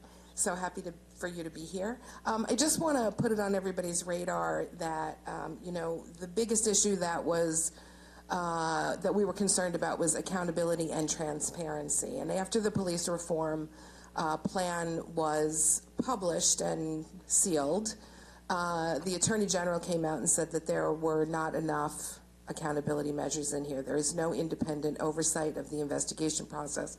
I think we're all aware of those things. The Joanna Bird story, I'm sure that's going to be raised.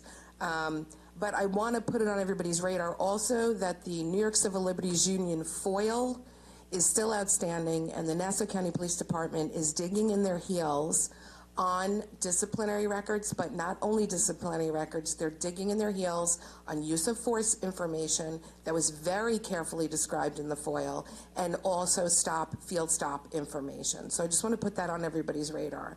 The other piece is, when it comes to data, it's really easy to say things about data so my question is, does the police commissioner have a response on the FOILs?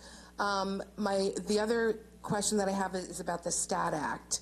We had asked for lower level offenses. We're concerned with disorderly conduct. We're concerned with obstructing justice. We're concerned with the 3 low level charges. That's what we asked for last year. The People's Plan asked for everything that was in the STAT Act, which is a state level bill. And so what we're asking for is those statistics are put through the Office of Court Administration and reported out by the Office of Court Administration. And the police commissioner says in the police reform plan, we will comply with the STAT Act. Well, of course you will. You have to legally, right? So the question is, will you put the OCA Nassau County data on the Nassau County website so people don't have to go to the OCA website to look for it? People don't know to go to the OCA website to look for it. So that's one of the questions. Can we have that? At least can the Nassau County Police Commissioner or the Public Safety Committee commit to that? Okay? So what you're asking, though, is that whatever is sent up to New York State, rather than somebody going through a New York State website, that if it's possible, we were asking for all the data that the STAT Act asked for, and we didn't get that promise. But it's out there, but people don't know that. People don't know to look for it or what it is. So we would really like to ask that the Public Safety Committee or the Police Commissioner do that. Just one or two more questions. Do the schools that have SROs, do you have MOUs with those SROs, which you're lawfully required to have? So that's one of the questions. And then the data that you're talking about, non-Nassau residents versus Nassau residents, can you start breaking that out for the reporting of the data? Is that possible in the future? I think Yes. what we'll do is we can find out about the offices that are in, we don't have a lot of offices that are in the schools themselves. There's the 5 safety altogether. resource There are offices. 5. So we will find out if there are MOUs, if you have an agreement with the school districts to have them in there. And then also, in regard to the non-resident, I know that the police commissioner had indicated that because, I mean, I guess they're just looking for a breakdown. Yep, no of problem. maybe based on whatever licenses the person has, you would be able to keep a record of like what neighborhoods they came from. I mean, say how many people come from Queens, how many people from Brooklyn, maybe who's from Albany, who's from Kingston, whatever, you know? So I guess that would be something that you're Yeah, in asking other for? words, the waters are Yeah. muddied by that Yeah. statement of we don't know where they Yeah. came from. And so Okay. we would like the waters to get unmuddied with all the data. You know, I think sometimes with the data, like when they look at it, because we got the breakdown of, like in communities here in Nassau County. So we know who in Nassau County, where they came from, if they were women, men, you know, black, white, Asian, whatever. We have that, and I think it might be very cumbersome when they, I guess, maybe sometimes when they look at that, to see then how do they incorporate that into New York State and their demographics. So that maybe a starting point may be where we can identify where the non-residents are basically coming from. Or at least be able to Yeah. pull them out of the data and just so is the Nassau. Yeah, I think, and that's what you did, didn't you? Or you didn't? No, I'm No. dating because we're required to record all of it. We're identifying that 35% do not reside. If I take the 35% out and I just give you the data related there, that's fine. All right, I see, is that right? Susan, is that what you said? Yeah. Okay, all right. If you can, we would appreciate it. So I don't need to include non-resident data anymore in my reporting. No, we want both. We just want to see them separated out. You know, yeah, uh-huh. Harry, know, you know. too. Yeah. Carrie, I'll do it both. No problem. Kidding with you. Thank you so much. Okay. Go right ahead. Just a quick follow-up to that to make sure we understand the question correctly. Are you asking where they're coming from, or like if they're women drivers or men, or what information are you seeking? Well, first of all, I think that question that you asked before in a comical way is a serious question, and I think that that's okay. So we'd like to know that. I'm asking for the waters to become unmuddied. We want to see all the numbers, but we want to see the right categories, right? We want to see what's happening for Nassau County residents, and we want to see what's happening for everybody that has interactions with our police department. So the information you're requesting from out-of-county residents is what? I'd like them to be separated out so we They can are. see what, right. So what would you want? In other words, it's quite a statement to be able to say, we can't really tell what these numbers mean because some of them are from out of the county. So you're looking for like gender, race, as All well? demographics. Okay, so you want that as well as where they're coming from? 'Cause Yeah, before it yeah. sounded If we like- can break them out from everywhere that they're coming from, yes. of course. Okay, so their address and their personal information. Well, I clearly understand what she's asking. It wasn't a requirement before. We will make that happen, that's no problem. But for the record, anybody that stops a car doesn't know where they live when they're stopping a car.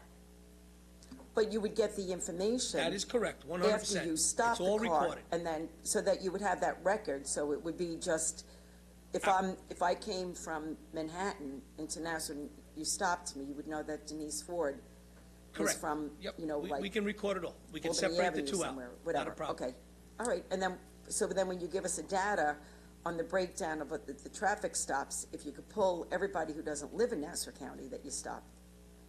I take the 35% out, I give you a different analysis than the remaining 64%.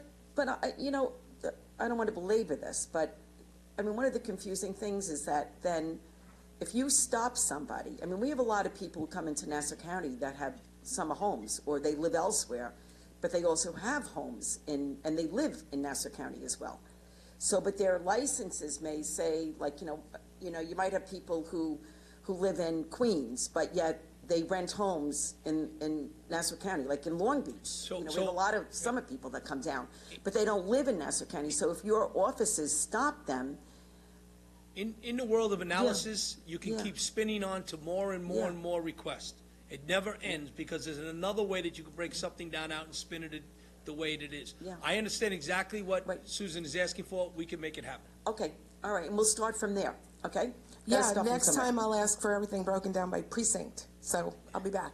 Okay, looking forward to it. Scott Kaufman? Just when you come up and say your name and your address, please.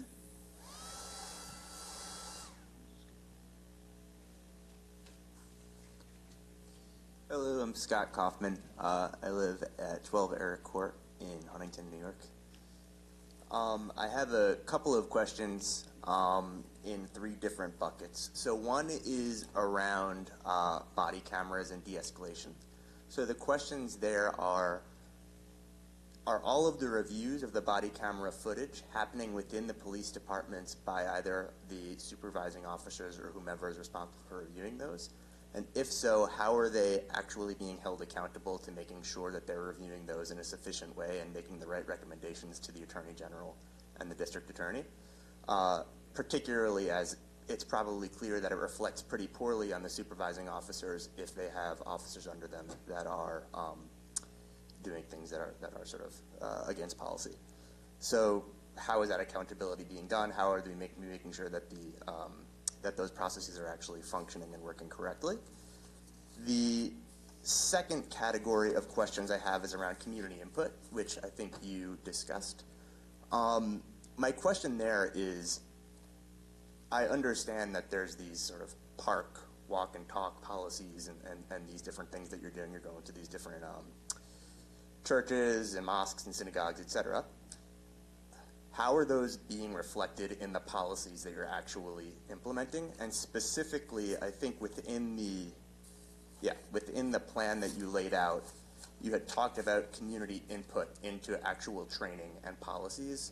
Where are we seeing that community input being reflected in the policies and the trainings that you've laid out? And in particular, beyond the training, where in the policies are we actually seeing that community input laid out? And then the third set of questions I have is around Operation Natalie, specifically where opioid overdoses are being mapped to petty larcenies. So can you describe why that mapping is being done and what exactly that is intending on doing? So like, basically, are we making a connection between geographic proximity to crime and overdose incident? What are the specific connections as far as contact with overdose sites? Can your officers enter overdose site households? So that's my third set of questions. And then lastly, do you have specific success criteria by which you're actually measuring the outcomes of the things you're describing? So you laid out a lot of data. Great, seems reasonable. What are we actually supposed to take away from that? Are those success criteria measured against, for example, reduction in incarceration, or is it specifically only things like arrests?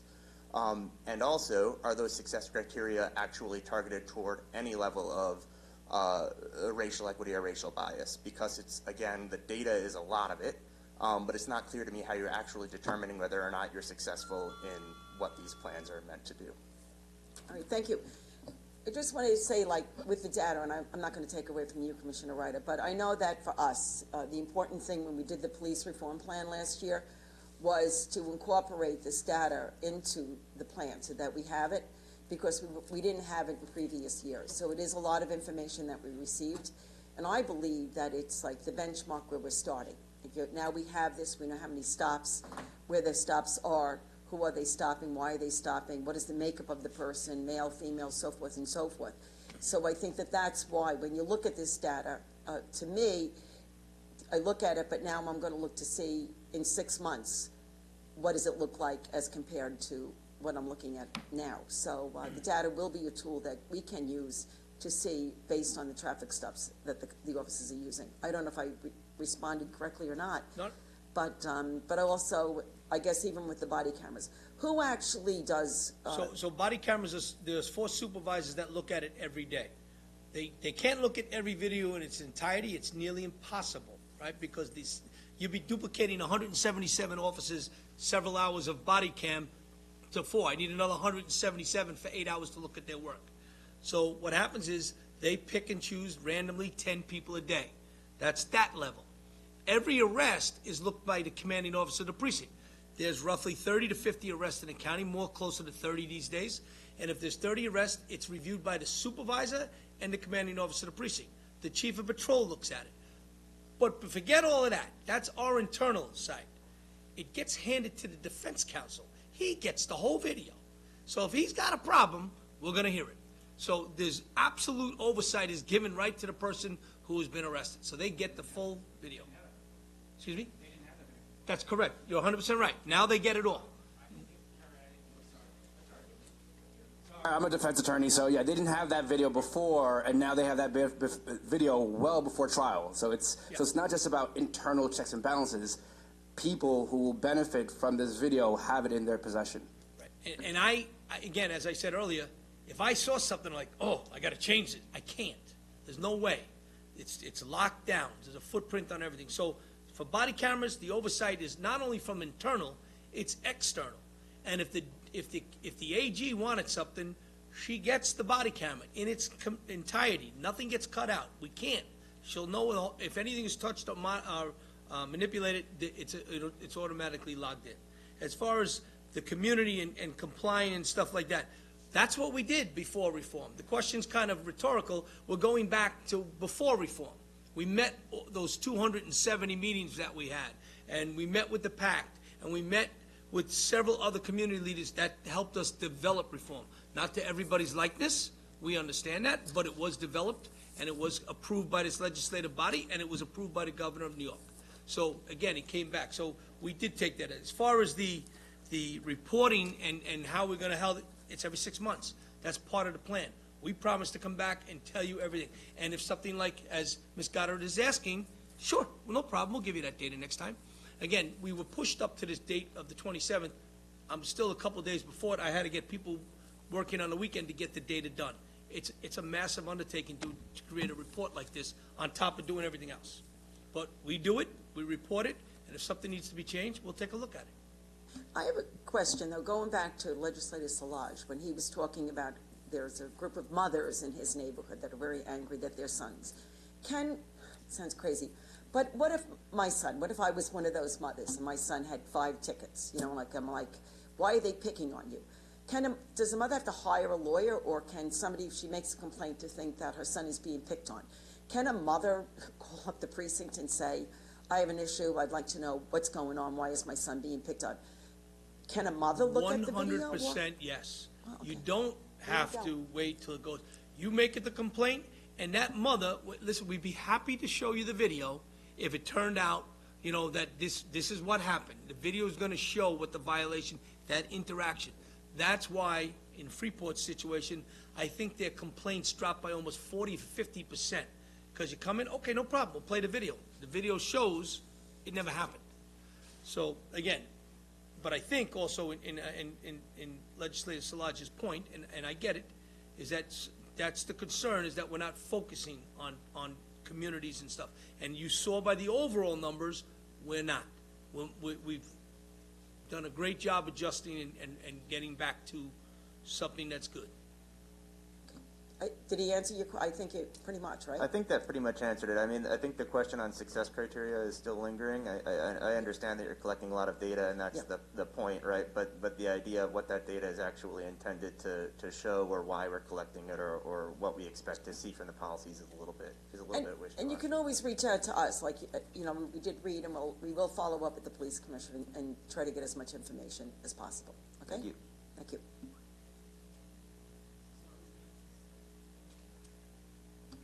Jeremy Joseph, please.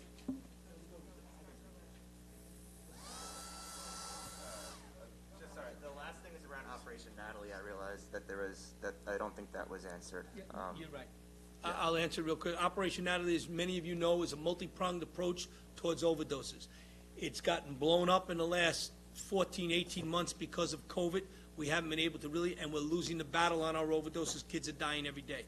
We map our overdoses by community. Again, that shows us where we got to go. This legislation passed a bill that we must publicly post that. We publicly post that. We overlay it on top of small crimes like larcenies from auto, because 100% the person in need of the substance is going, if he can't afford it, is going to steal for that substance.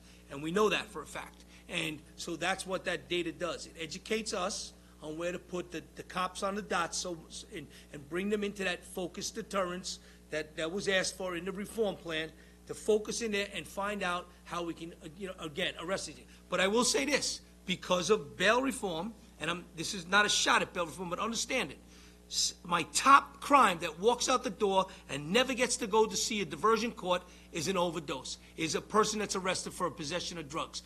They don't ever get into the system, and the system with diversion court was working. We were working with them. We had her down 30% our overdoses. And now that it's the drug dealer and the drug seller, the drug buyer gets an appearance ticket at the station house. The drug seller, 90% gets an appearance ticket at the station house, or goes to the court and gets let out with no bail the next morning. What happens? Drug buyer, drug dealer, meet up again, and then we get the overdose. That's why we're losing this battle right now. It's because we don't get them into the system. Now, this is not a fight about bail reform. I need to find out how I get that kid help without letting him walk back out the door. That's a problem. When bail reform was being implemented in New Jersey, there were a number of substance abuse advisors who were against bail reform for that same very reason. If someone overdoses or almost overdoses, they need to spend the next night in jail instead of going back in the street and just trying to really overdose. So that was a concern in New Jersey when bail reform was implemented, and perhaps you could use some of the data you have to make policy recommendations to prevent that for our youth from overdosing. I agree. Thank you. Agree. Well, if I can ask a question on that, Madam Chair. No, not a problem. I mean, is it a policy issue from the police department standpoint, or you're not permitted to actually We are not permitted. hold them overnight in jail? We cannot, on someone with a buyer, on a small possession, we cannot hold them for even for arraignment the next day. A dealer, sometimes we can, but the dealer, no discretion, the judge has zero discretion on this, lets the dealer walk out after he just sold heroin to your child, and that child may overdose the next day with it. So if you want to be able to keep somebody under the influence over, you need not a policy recommendation, but a substantive reform of bail reform. It actually has to be amended to permit you to do that. They used to go and we all know Judge Sullivan. Judge Sully used to get all of these diversion cases. And a kid would walk in the next morning in front of Judge Sully, and they'd say, okay, here's your choice. You can go the criminal route, or you can go and get help. If you choose to go this direction, we'll wipe your criminal record out in 6 months to a year. And that's all this is about, is getting the kid help. But now that's not done. Now we give an appearance ticket. We'll see you in 14, 21 days? 21 days. We'll see you in 21 days. What happens to somebody that's on Doesn't even see a judge. Doesn't even see a judge. Gets a ticket by my sergeant at the desk and says, see you in 21 days. No bail. So he goes out, and he goes and he buys more drugs, and he overdoses, and he dies. And can you tell me, Commissioner, how many drug dealers have been released in the last year on no bail? I don't, I know, Quantifies a drug dealer. I can only tell you Yeah, how many somebody gets people, arrested for yeah, distribution and sale, with intent to sell. so I can only tell you, and I have it broken this way, is controlled substance. Those who were arrested for controlled substance, 1,778 walked out of jail with walked out of our station house with nothing, no bail. Yeah, are we able to break it down as far as how many of those are possession versus how many of those are Yeah, I can. possession with look at intent to sell? that Yep. kind of- that. A drug dealer does not, a B felony does not, is cashless bail. A B felony drug dealer who sells that pill to your child who dies, not identified yet, obviously, because that'd be a different charge, but he walks out. This is not a bail reform hearing, I believe, correct? Right, I was just going to Thank say you. that maybe what we'll do is, Steve, we'll follow up with Where'd that voice Commissioner come Ryder, yeah. It's a statistic in the report, and we've been asking about bail reform questions the whole day. But we- You are. but- Excuse me, what we will do is, I Oh. think, Steve, Where's your, excuse me, Voice coming from. I'll be with you in a second. Commissioner Ryder, would you be able to, as you are adjusting your reports and the information that you're putting into it, whether or not people are residents, non-residents, also with the drug arrests, whether or not, can we identify whether or not the person who has been arrested was arrested because they were selling the drugs, or if they were arrested because they were in possession of drugs? I That's all can we're break that asking down, for, and I yes. think that I don't that's have what it you- with me today, but I can break it down for you. And that is I what you're appreciate looking that. for? Yes. Correct? Thank you very much. Mr. Joseph? I go? Great, thank you. Hi, my name is Jeremy Joseph. I'm a member of LI United and Nassau County DSA. So I want to talk about data collection and transparency. So many of our members have effectively been blocked from receiving data on arrest and disciplinary records and police budget info. I've personally talked with Newsday journalists who've expressed the same hopelessness and frustration about accessing police records. So we have activists and advocates who are blocked from this data. We have journalists who are blocked from this data. In the absence of any independent body, like an Inspector General or a CCRB, we are left listening here to the police commissioner staring into a black box of data, saying, everything looks good, police reform is working, and take my word for it. So this doesn't mean much to me. I hope it doesn't mean much to you as well.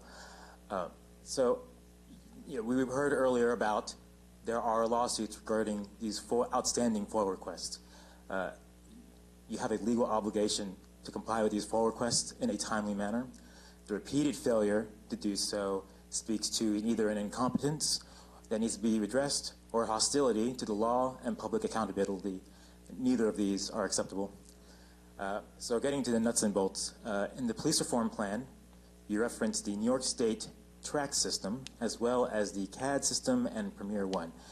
You say race and ethnicity can now be entered into the track system, but continue to reference CAD and Premier One. It is not clear. Is the CAD system no longer being used? And has Premier One been adapted to receive these demographic information collected by tracks? And yes, maybe if you can answer that specifically. And overall, can you clarify that which systems are in use, and can you assure us that they will enable timely response to FOIA requests?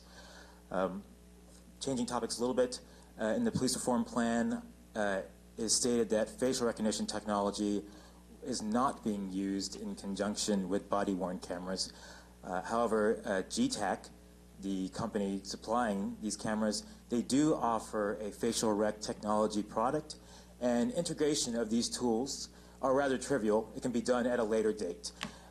So I'd like to ask you again to confirm that facial rec technology is not being used in any of our body-worn cameras or any surveillance systems, video or photo processing in the police department, and nor will they be deployed at a later date.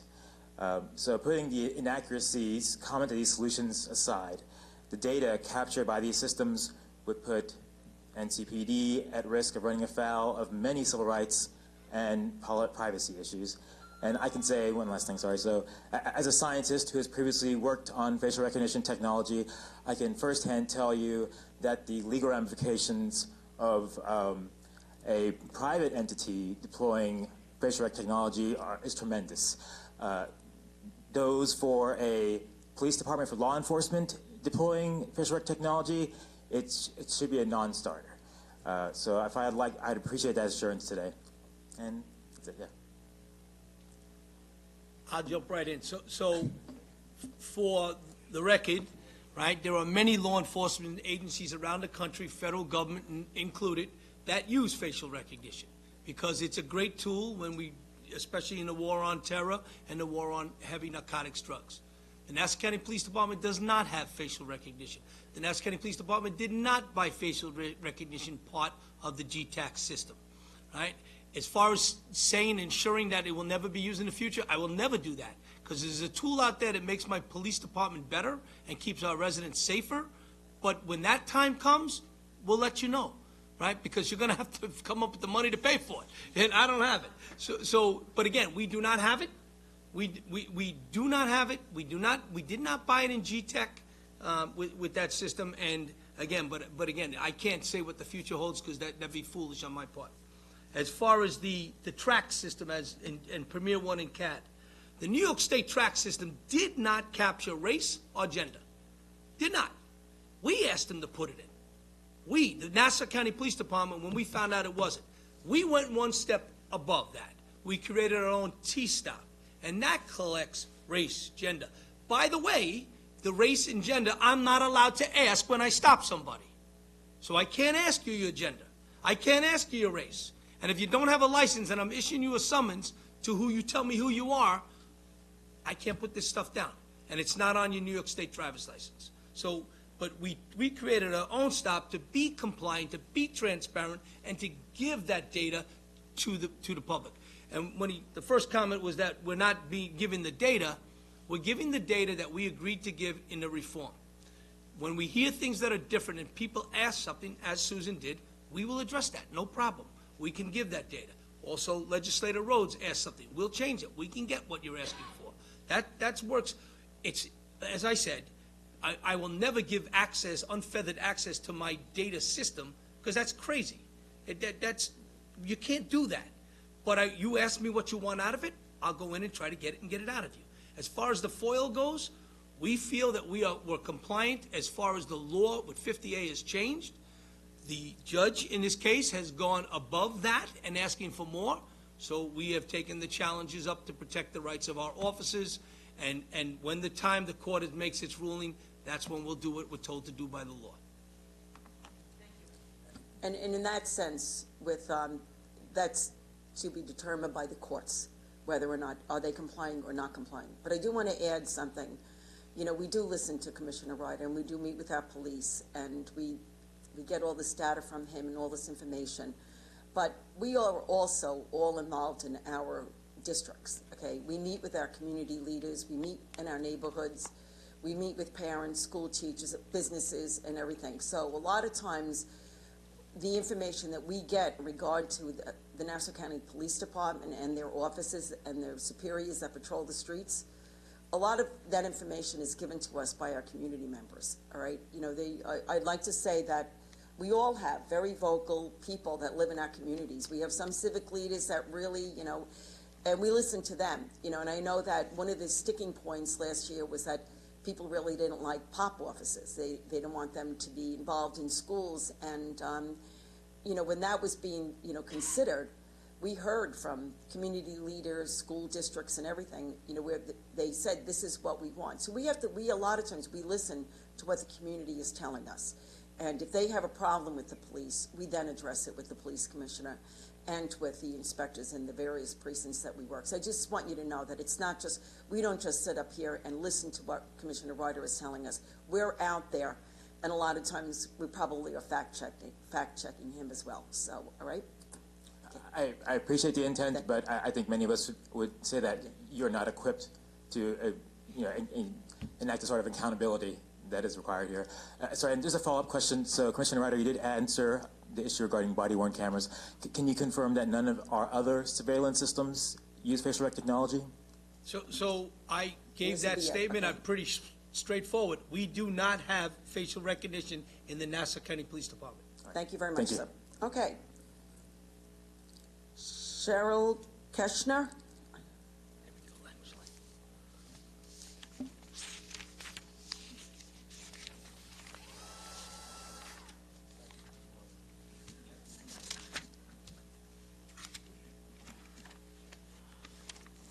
Good afternoon.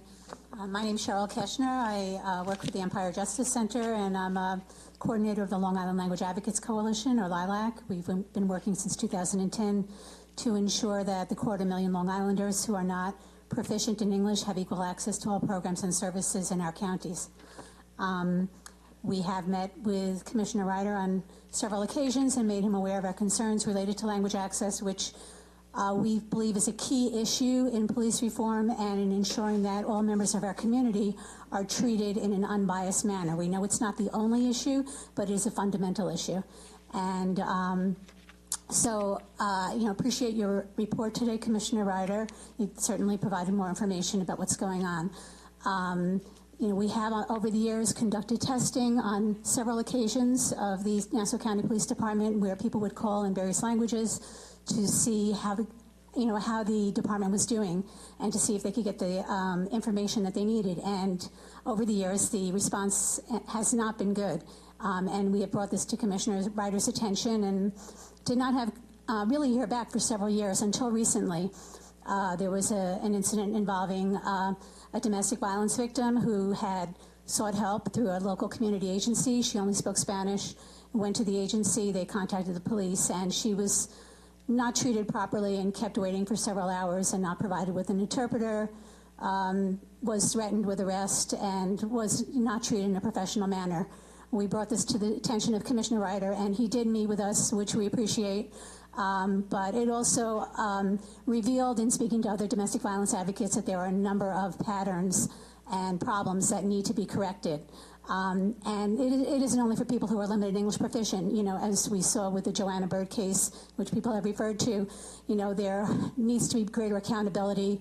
There needs to be transparency when these situations occur, and there need to be appropriate responses when officers are not enforcing orders of protection, as in her case. That was part of the complaint that people had, that they were not seeing orders of protection enforced, that they were not getting interpreters, that children were often used as interpreters in inappropriate type of situations, and they should not be used as interpreters. And so, we've brought a number of these concerns to Commissioner Ryder. We need to see increased accountability. We need to see internal audits so that they can be measured how effective the department's being in actually providing language access. There need to be separate supervisors assigned to domestic violence and to language access. They have one person assigned to both. We believe that's too great a job for one person. There needs to be an improvement in the complaint process and greater follow-up. We are not seeing people get a response when they do file complaints. And there needs to be better language access policy and domestic violence policy. There are a number of other issues we brought to the department's attention, but we just wanted to make you aware of this. Thank you. Commissioner Ryder, in regard to the domestic violence, I know that we have the SAVE Center here in Nassau County. Is that really where most of the complaints go to when people have, No. Because I know that when I get phone calls when people need assistance, we usually reach out to them. So, how do we handle domestic? I guess. So we are one of the few counties that have a safe center here in Nassau County. And we don't have one supervisor overseeing domestic. They oversee on the numbers. That's a person assigned to the numbers. Every supervisor is responsible for every cop out there to do their domestic reports. Every domestic reports, when Communications Bureau puts it out and says, respond to a domestic, whatever it is, that commanding officer the next day checks to see if there's a report that backs up that thing. So the CO of the command in the patrol division verifies that. The desk officer verifies it. Sabrina Craig, who is our sergeant, she verifies it. And from the reporting side goes this way to patrol. The investigative side has a second layer that makes sure the investigation is done, and that sits in the hands of the chief and the chief of detective's office, and that's where those numbers go. But we double, triple check, you know, and that case that Cheryl referred to, and we explained to Cheryl that day, we already got out to it. Dr. Jeff Reynolds was involved in it. He called me on it. And it was between the Hempstead Police Department and the Nassau County Police Department. So there was some, and that officer in that case from my department was disciplined. And we explained that. He was wrong in the fact of what his attitude was on that day, but it was a dispute between departments, Hempstead and Nassau, on who's taking the report. Rectified, corrected, the victim, Dr. Jeff Reynolds, they all spoke and they were satisfied with the outcome, but it shouldn't have happened. I agree, and we agree. That's why we discipline our officers. So, but there are layers of proof on to follow up to make sure that all domestics are taken for an order of protection. And that came out of the case, as she's referring, going back to Joanna Bird. Major changes in the way we track it and look at things. As far as the case language line and stuff, yeah, as I've said many times, and again, I appreciate Cheryl because she is passionate about what she does. And we are not perfect by any means. And I said it all the time. But when it happens, just call me. She can call me directly, and I'll make sure that cop is dealt with. But if I don't know about it, I can't chase something down a month later, 2 months later. That's all I said. They have my number. They know to call me, right? And how to reach me. And I will, believe me, take the task to that officer if he doesn't do what he's supposed to do. So our reporting requirements have, and as far as the policy goes, we have said, and we have made changes. We may not agree on everything. That's why we have those discussions. But we have made changes that were suggested by both Cheryl and Susan and the team when they come in. We meet with them. We listen. We're not always going to agree, but we do make changes for the better. It's always about taking care of the victim first. On the language access, you know, when people call in, if people call in and like they're speaking Farsi, you know, and you don't have an officer or anybody that can understand it, do we record all of those conversations? So we immediately contact Language Line, and Language Line becomes our translator in that situation. When it gets to an arrest situation, we won't use Language Line. Language Line doesn't want to be that person, right, for obvious reasons. So we then have to bring our own, find a translator to bring in. And in some of the more difficult languages like Farsi, it's difficult to find. Most of them work in the intelligence center, so we can fill them out, and most of them are civilians in our department. So we have a language group that goes through the process. But the reason we put phones in all the cars was exactly that reason. Language Line. I can't make a cop use his own phone. I can't force him to use his personal phone. So every car now has a phone in it that has the app to Language Line. Every station house has it. And all of our specialty units have phones. All of them, and this is all to basically address the big issue of Language Line because it's a big issue. Susan and Cheryl are not wrong. It's what we would love to have more bilingual officers, but I don't hire that way. It's done by civil service, and it's by a test. And if they speak Spanish and they get hired, that's a plus for us. If they don't speak Spanish, that's the way the test goes. And again, that's just the way but we do work with them quite often. Is it possible to give but maybe like some language classes to allow officers like the basics of like certain languages, you know, that to help at least explain something? I'm trying to think. I forget the company that teaches you on. You can buy this. Babbel or whatever. No, it wasn't Babbel. Rosetta Stone. We several years ago, under Commissioner Mulvey, that's how far it goes back. We bought Rosetta Stone, and we pushed it out. That's all I can tell you. I don't know what the outcome was on it, but all right. But I'm just saying, if you gave in-person classes or something, just the basics where you can like overcome like the initial, where you could explain to somebody, this is what's happening, like, hold on, I'm going to get somebody to speak with you, or whatever, so then it might make it easier. Yeah. But we'll go on to the next person. Madam Chair, yes. I just wanted to add something on the issue of domestic violence. Professionally, as an attorney, I've assisted several victims in acquiring order of protections from different courts in Suffolk and also in Nassau and in New Jersey under, and in the past, I have, from my professional experience, I've observed that, and perhaps we could work with the family courts, that the return in getting an order of protection in family court in Suffolk is much quicker than in Nassau County. And so if we could please reach out to the administrative judges in the family court to coordinate how we can help victims of domestic violence get an order of protection quickly in a timely fashion. I volunteered with the Safe Center and also worked with the Haitian Americans Law Association helping victims of domestic violence, and I would like to please ask if this committee can explore that. We will. Thank you very much. Thank you. It's important. Thank you. Mina Oberdick?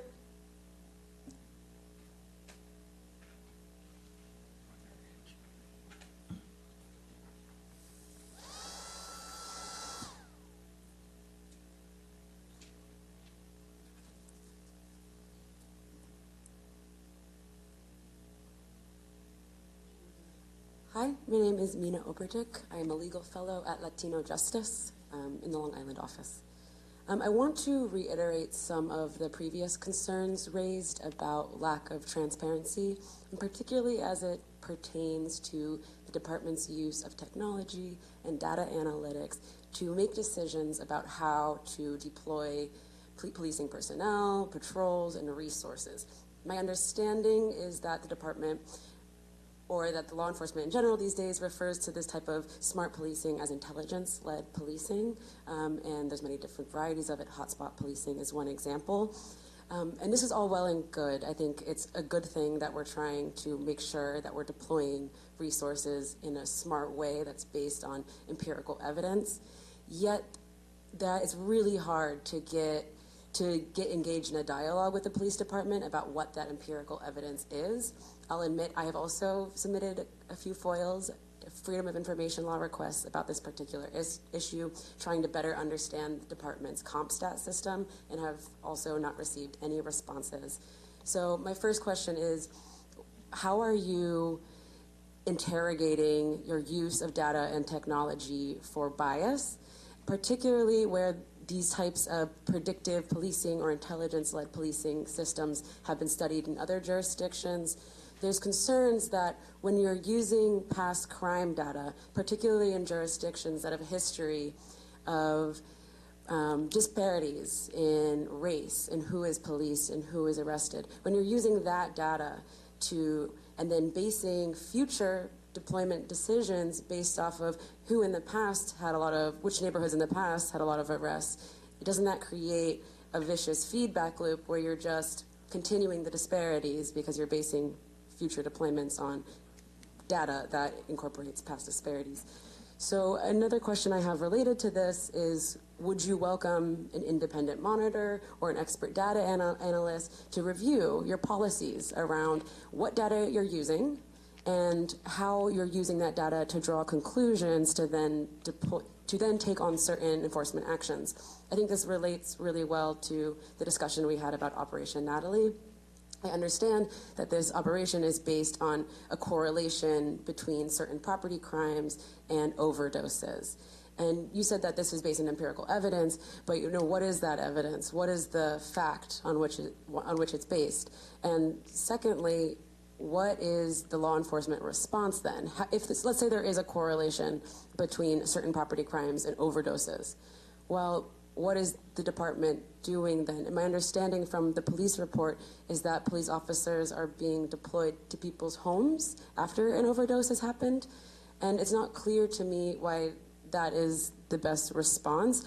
Are you using crisis management, social workers? I don't understand why deploying a officer of the law, particularly in certain communities, that might not be seen as helpful after an overdose. So I'm just curious to understand, if the department is willing to be a little bit more transparent with us about what is the data it's using, how is it drawing conclusions based on this data, is it subjecting itself to robust analyses of, is there a potential bias in some of the correlations and conclusions we're drawing?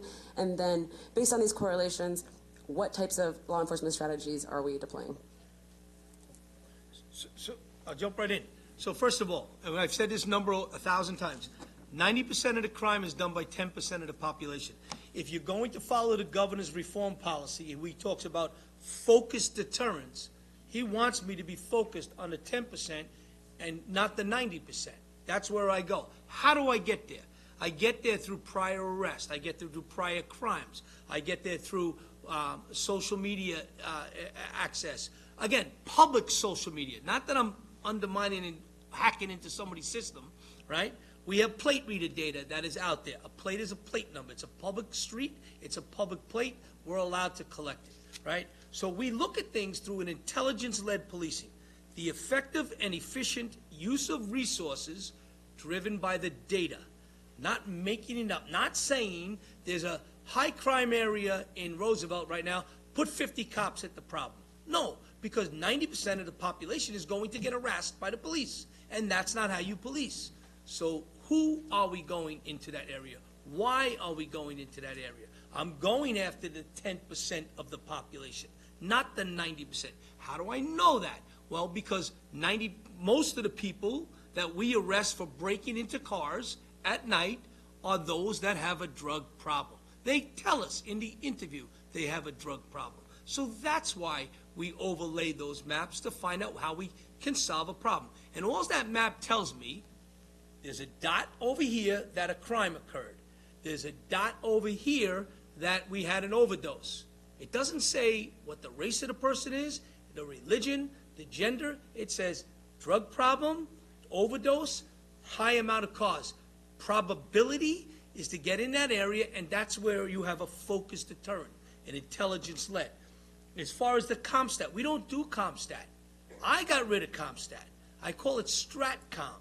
It's called Strategic Communications. The commanding officer of each precinct stand up, and they say, here's my problem. And I go around the room, how can you narcotics help him? How can you BSO help him? Not myself, chief of department. And we offer up the resources to give him the resources to fix his problem. If he can't fix his problem, well, either the problem needs more resources or we need to get a better in-tune supervisor in that precinct. So that's what StratCom does. It's us we hold accountable, not the public. And as far as technology go, none of my technology that I use has race involved in it. None, zero. I'll tell you that right now. And then doesn't do it. If somebody is arrested, it will give a description of the person, yes. But we don't data mine by race, we don't data mine by religion, and we don't data mine by, of course, gender, right? So where are the two top precinct areas that we over police? Massapequa and Levittown. And why do we go to Massapequa and Levittown? Is because that's where the #1 overdoses in the county are. That's why we're there. We're not there. So I'm not in Roosevelt and Uniondale. You saw where my #1 arrests are, Massapequa and Levittown. It was brought up by Legislator Ferretti a while ago. So that's why we go into that area. After, what we do, and again, you know, you could, people speak and don't speak to the experts. That's what we're always told to do, right? We spoke to the experts, Dr. Reynolds, Dr. Chasman, and Steve Chasman, and we say to them, hey, what we like to do is after somebody overdoses and doesn't die, and if somebody dies, we have to go there. That's the law. But if somebody doesn't die, we go the next day in a suit and tie. We knock on the door, and we hold a pamphlet in our hand. And in that pamphlet is the Nassau County pamphlet for all the resources to help your son get better. That's all. It's called the aftercare visit. We're making sure you're getting help. We're making sure you have resources accessible to you. We're not going in there and putting anybody in handcuffs. We don't lock up somebody that overdoses. I don't care if there's a half a pound of heroin next to him. He's not getting arrested. He's going to the hospital, and he's getting treated for his sickness. That's what we do. So we don't get caught up in the rest of the, this big brush that gets painted that our technology. We use criminal databases. We use commercial databases. We use social media, everything else that the public can access. That's what we use. And if we use that tool to help and better and save somebody's life, I'm going to keep using that tool until I'm told I can't. On the overdoses, when you send an officer, I mean, you go there because somebody made a 911 call that somebody overdosed, right? We don't find them on our own. That's correct. So that would be generated by somebody, a family member, friend, or just somebody stranger seeing somebody lying in the street, like, overdose. So, and that's when the police would be called? That's correct. And that you would administer But then the next day, right? we go back. We send back a detective in a suit, not a narcotics guy, not a BSO guy, a detective in a suit. Ma'am, we understand what happened last night. If we can assist you in any way, here's the pamphlet. If there's something look, many times they say, look, my son's been calling this kid John Berry, he's the dealer. Okay, thank you very much. That's what we do, we're investigators. Okay. But the first thing we do is we hand them a pamphlet of resources to get help. Okay. May I ask a follow-up? Just one, yeah, because we're running out of time. I'm curious if there's policies in place about aftercare visits and under what circumstances they might be able to escalate into an entry into the home or, a search of immediate vicinity, or how often, is there any data or any policy in place to actually ask how many of these visits turn into a more serious law enforcement interaction? Understand? No, absolutely positive. We've never arrested anybody in an aftercare visit. I can tell you that factually right now, ever. We do not enter their home unless mom and dad sees, come please sit down at the table. We're here to help. That's what we do. And we go into the house and we sit down. But there is nothing, we've never entered a home and did a search warrant. That would violate everything we stand for when it comes to our overdoses. But if a parent invites you in and wants you to talk to their son or daughter, we then sit you down and can- have a cup of coffee Okay, with you're somebody, yeah. invited in. Do these detectives wear body cameras, or they don't, right? when they Detectives do something not wear like that? body cameras Okay, for that exact sensitive nature. perfect, I understand that, because, all right, thank you. Madam Chair, the young lady was very eloquent. She spoke for herself very clearly, but I think the question she was asking was that it's not that we're saying that the technology has a racial motive. We're saying that there are implicit biases within the people who are using the technology. And what are we doing as a body of intelligent people in overseeing or monitoring or analyzing when and where that occurs, or if it occurs, or if it doesn't occur? That's why we're here, to see whether there is a bias in the data that we have because of these issues that we have as people. We're not perfect. We make implicit bias decisions every day. We're probably making it right now as we speak. So how can we ascertain that information in the data that you have? I believe that's what she was asking. Is that correct? There's two issues. One is the implicit bias we have in making decisions based on data now, in the present day.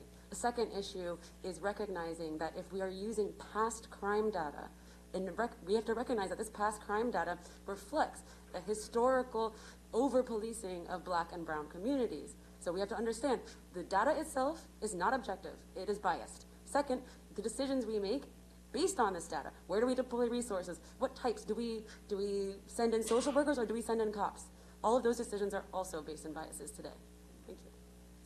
Well, that's something that you could look at on these stops and for overdoses, maybe like we would know what neighborhoods. If or- the bias is, Yeah. it's the bias against the white people of Massapequa and Massapequa, Levittown. Levittown, That's where we spend that's our time on basically what it overdoses. is, So the white people are being discriminated against. No, sir, we're there because of the overdoses.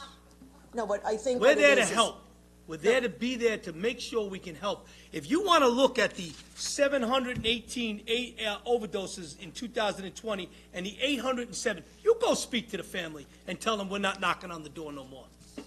There was a young man who overdosed in Belmore, and with your detectives, he was a former client, and unfortunately he died, and I went to his home that morning of when his body was still in the room, and I saw the compassion that your officers treated Thank the you. family with.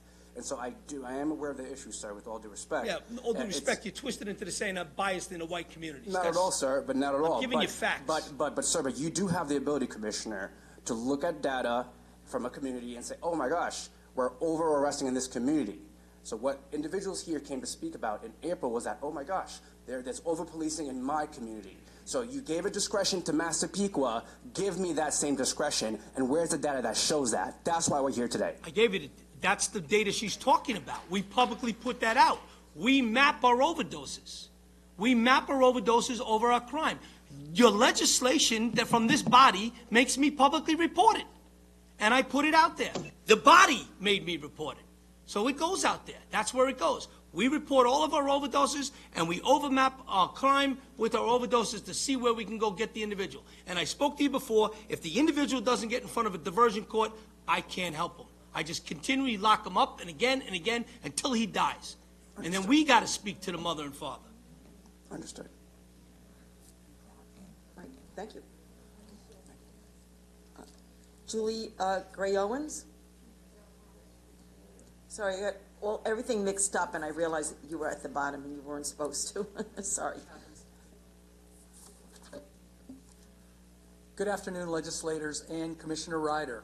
My name is Julie Gray Owens. I'm the Executive Director of Gender Equality New York.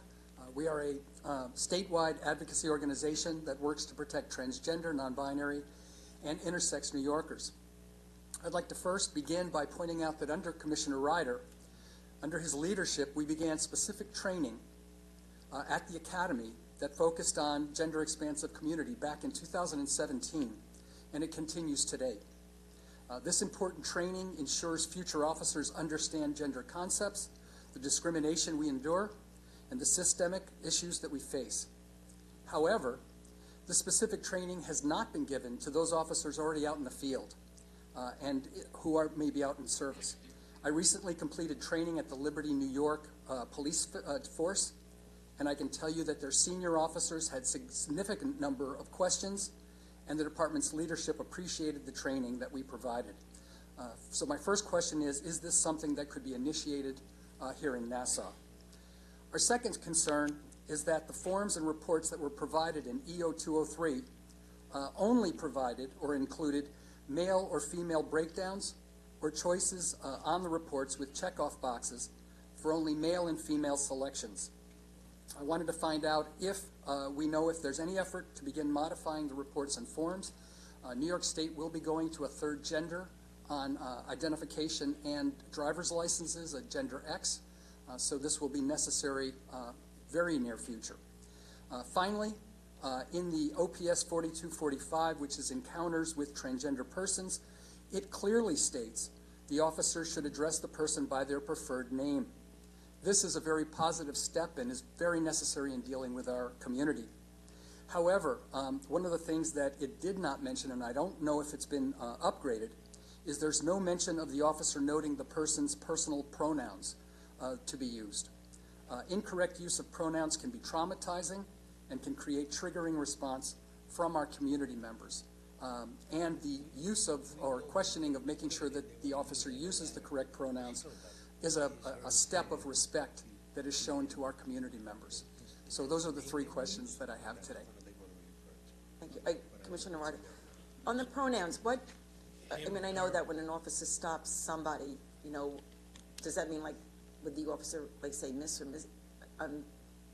Well, in a perfect situation, and again, I'm not going to speak for Commissioner Ryder and the leadership of the Nassau County Police, what should be done would be a greeting of some type, which would be, you know, hello, sir, or hello, I'm Officer Jones.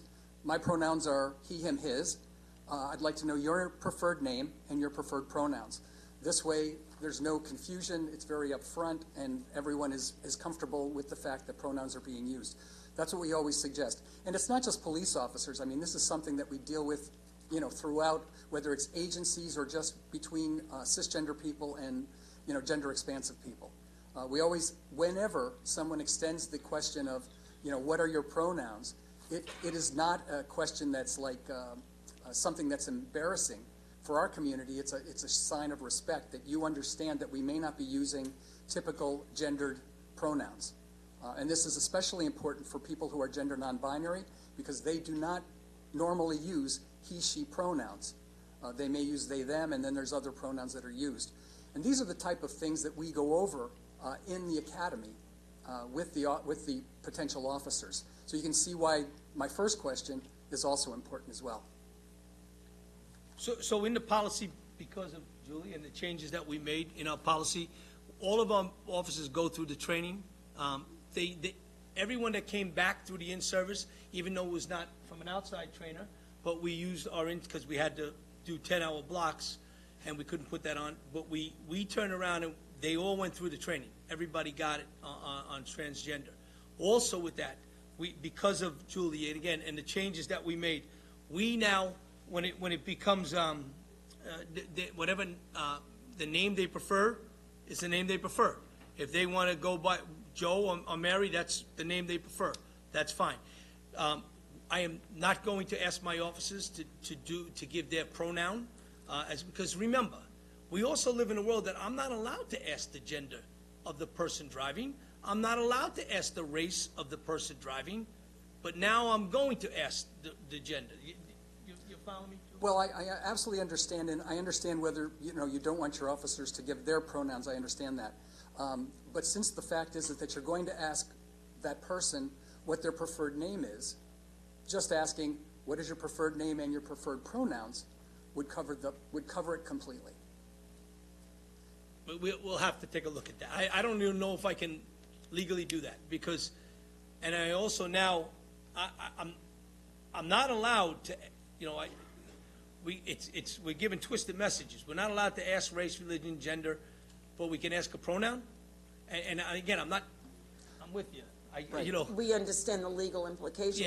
Yeah. And I know, and Julie, you bring up something very important, because even with all of us, but I know that in the course, as we go through our life, and recently, with so many people, even young people, that are finding their true selves, okay?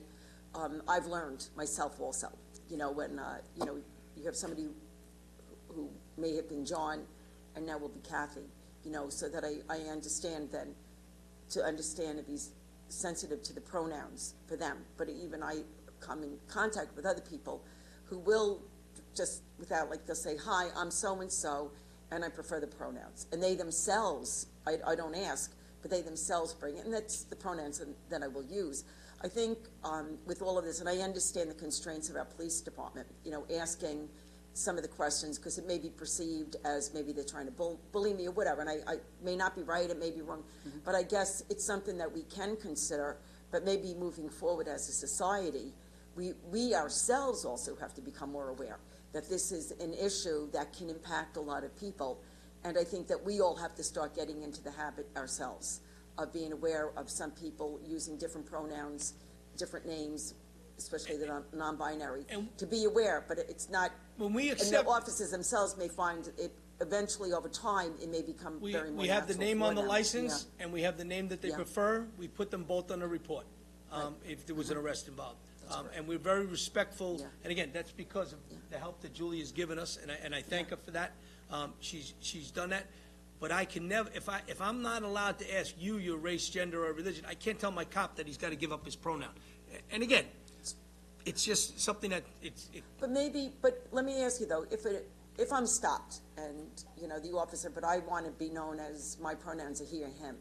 If I'm stopped by an officer, would the officer then write that down? Like if, say, Janice Ford stopped for going through a red light, prefers he and him.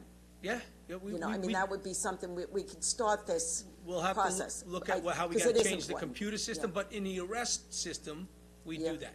Okay. We do that. All right, we have to be more. Well, one of the last questions I do want to ask, though, Commissioner, you talk about the training that you went through, and I appreciate that. However, one of my concerns is that most likely that training was done by a cisgender person. Additionally, I'll stack my training up with any of your 10-hour training, and I will guarantee you that there is parts of the training that you received that is certainly missing. So my concern is that it's wonderful, terrific. However, it's not the kind of training that's going to protect my community. I've been through enough of LGB training where they forget the T, or they give 2 seconds of training for trans people and non-binary people. It's going to be a real issue as we go on. When you stop a driver and you get a driver's license that has an X, it's happening, and it'll be happening this year. So it's something that we have to deal with. The Gender Recognition Act was passed this past year. It is now law. The DMV is working on it right now as to when they're going to have that out. Instead of a name, it'll just be an X? There will, from a standpoint of your sex, it will be MFX. MFX, okay. And so an X person, good luck with the pronouns. And what you don't want is you don't want to have a crisis, where, police officer's just doing his job. He's not trying to do anything evil or anything wrong, but he doesn't realize that by saying, this person looks like a male, I'm going to say sir or him, and he triggers that person, and depending on their mental health condition, you may escalate a situation which should have been a no problem at all into something which becomes more serious. I will tell you that there are other police departments around New York State that are not having a problem with using pronouns. So I appreciate your concern, and I know you have to look it up and all that good stuff. But the reality is this is something that looks very, very small and almost insignificant. But as we all know, especially in regard to during this period of time when people's heightened mental health issues, are off the charts. Something as simple as, I called them sir. They looked like a man. What did you want me to do? And this person went off and created all kinds of disturbance and problems. It's just not something that we want to see here in Nassau County. Yep. So I just bring this up so that we make sure that we're looking at it and we're talking about it. I thank you again. Thank you. Thank you.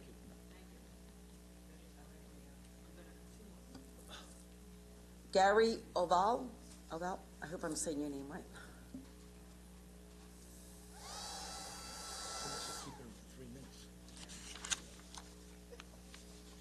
My brother is Gary O'Valley. I'm Warren O'Valley, so I'm just going to take one of them, if that's fine with you guys. Oh, that's perfect. I realized when I looked at the next one, I'm like, okay. All right, Commissioner.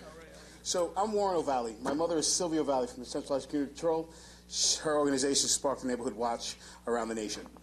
So raised by law enforcement, love law enforcement, but there is a but.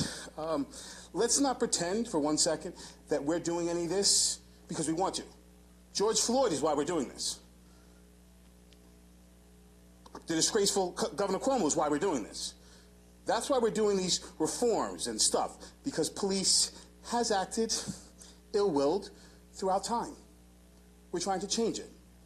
Body cams are doing certain things. When ending qualified immunity happens, there'll be more transparency, because we're going to end qualified immunity. We're definitely going to do that. That's happening. Get on board or retire. I'm not really sure.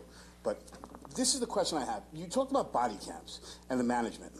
I don't like the fact that the cop is able to control when it comes on or when it comes off. If they're on a shift, it should just stay on. That's one. Two, you're altering with what you said, kind of, that you can erase if a person's naked or not naked, and you can delete it. So you're going to alter the video prior to getting to the DA's office or the AG? That would be a problem for me in a large part. Let's get now to jobs. The black and brown community, there was high numbers of them coming for recruitment. But when you have 5,000 people in the black and brown community coming for a test and only 56 get hired, I think you need to incentivize now for the hiring treatment. I think you need to go into our communities and say, hey, we want you. We need you. We care for you. We want you to help us become better. You have to incentivize it like they're doing the freaking vaccine. Incentivize why we should become law enforcement. Because the last I checked, one, maybe he's Hispanic. Who else? Is there any other cop here that has Hispanic or black? Because I don't see it. That's your force. That is not acceptable, Commissioner Ryder. It is far from acceptable that you act like this. You have the ability and the responsibility to change things and make things better for everyone. Equality comes at all cost. But if you don't want equality, just tell us. We're human beings. We can handle it. And then we'll take you to court. Because we will take you to court. You know, it's just the arrest records, you're altering it. Just to let you know, and you're fabricating. Oh, Nassau residents, not Nassau residents. Okay, you want to do both? Also do it as a whole. Because when you do it as a whole, you're going to see it's a 4 or 5 to 1 ratio to whites to blacks. That is a whole number. No. It's Nassau, and it's not non-Nassau residents. Excuse me, sir. I would like you to direct your questions up to us and your comments. Okay. This is how we're running this. Okay. That's really, I mean, look, at the end of the day, you know, I just want to make this clear. This is my last statement.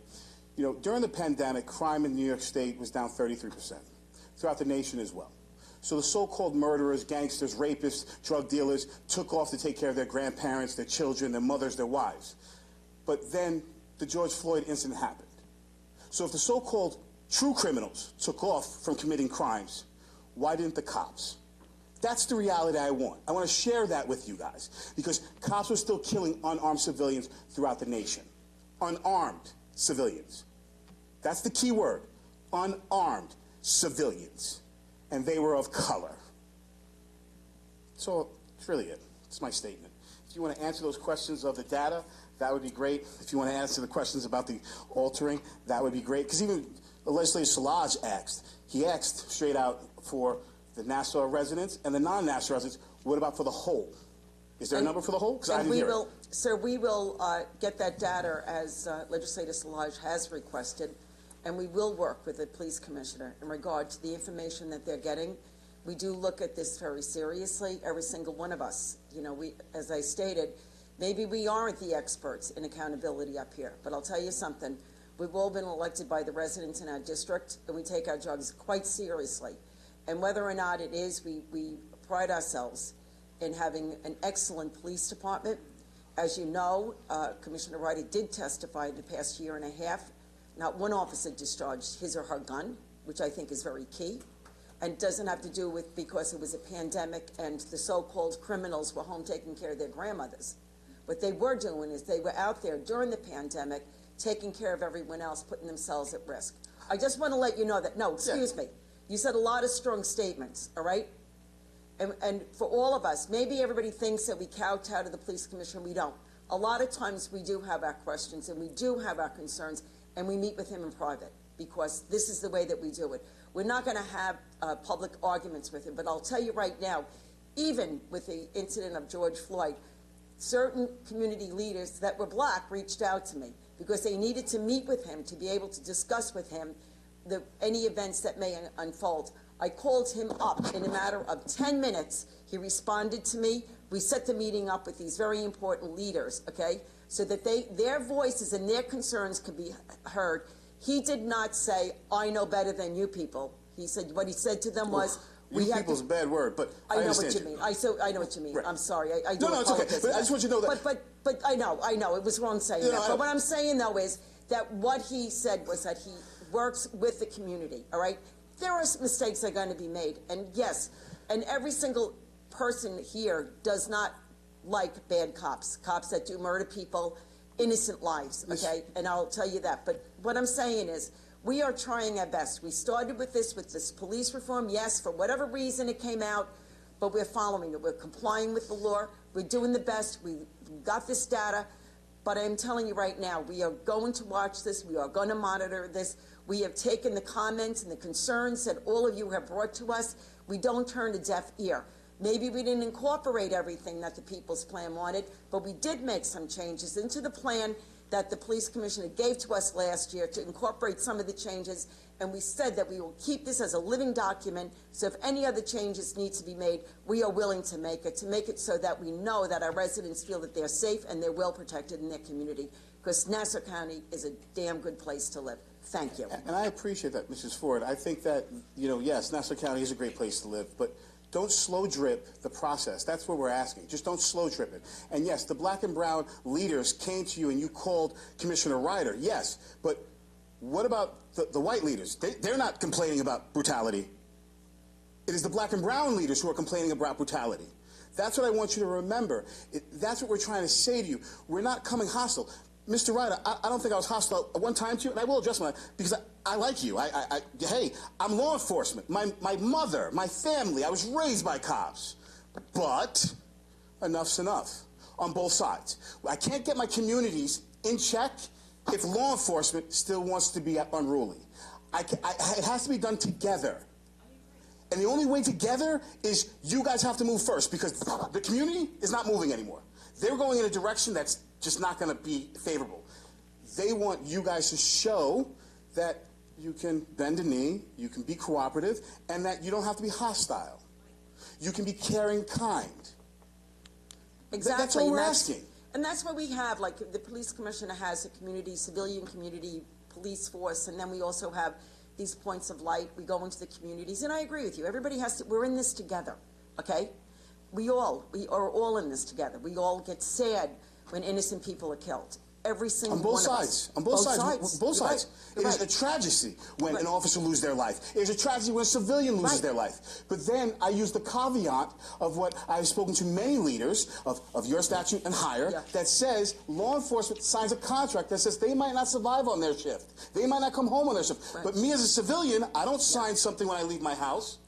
I don't say I might get shot by a cop today. Well, I just want to say something. I mean, honestly, as somebody who's a child of a law enforcement and people in law, and I'm not going to belabor this because we have to end. Of course. We have to go. But my son is a New York City police officer, and I don't think he signed anything stating that he knows that he may not come to the end of his shift. There's a caveat. But what it is that they are willing, these officers are willing to put themselves in harm's way to protect the rest of us. And that's the one thing that we have to remember. Those two officers right now, and it's a touchy subject, so we're going to end it here. that, you know, that Legislator Szilagyi is going to go in to Officer Rivera's wake at St. Patrick's. Those two officers, 22-year-old kid. Yes, I'm it's sure a he tragedy. never expected, walking down that hallway, that somebody was going to all of a sudden pull out a gun and shoot him in the head, okay? And God bless his family that they have to deal with it. And the same thing with Officer Mora, all right? So let us remember this. I understand what you're saying. I'm not going to argue, but I'm very passionate about this. That yes, we all have to work together within our communities and outside our communities. We all have to be aware of everything. Just as, you know, I mean, Susan Goddard and I don't always agree on everything. But I'll tell you right now, I will listen to what she has to say, and I will answer her questions. And I will try to work with her as the best that I can. I know Julie. I respect Julie. You know, I'm not transgender. I'm not gay, but I'll tell you right now, I'm very sensitive to the community, and we want to make sure.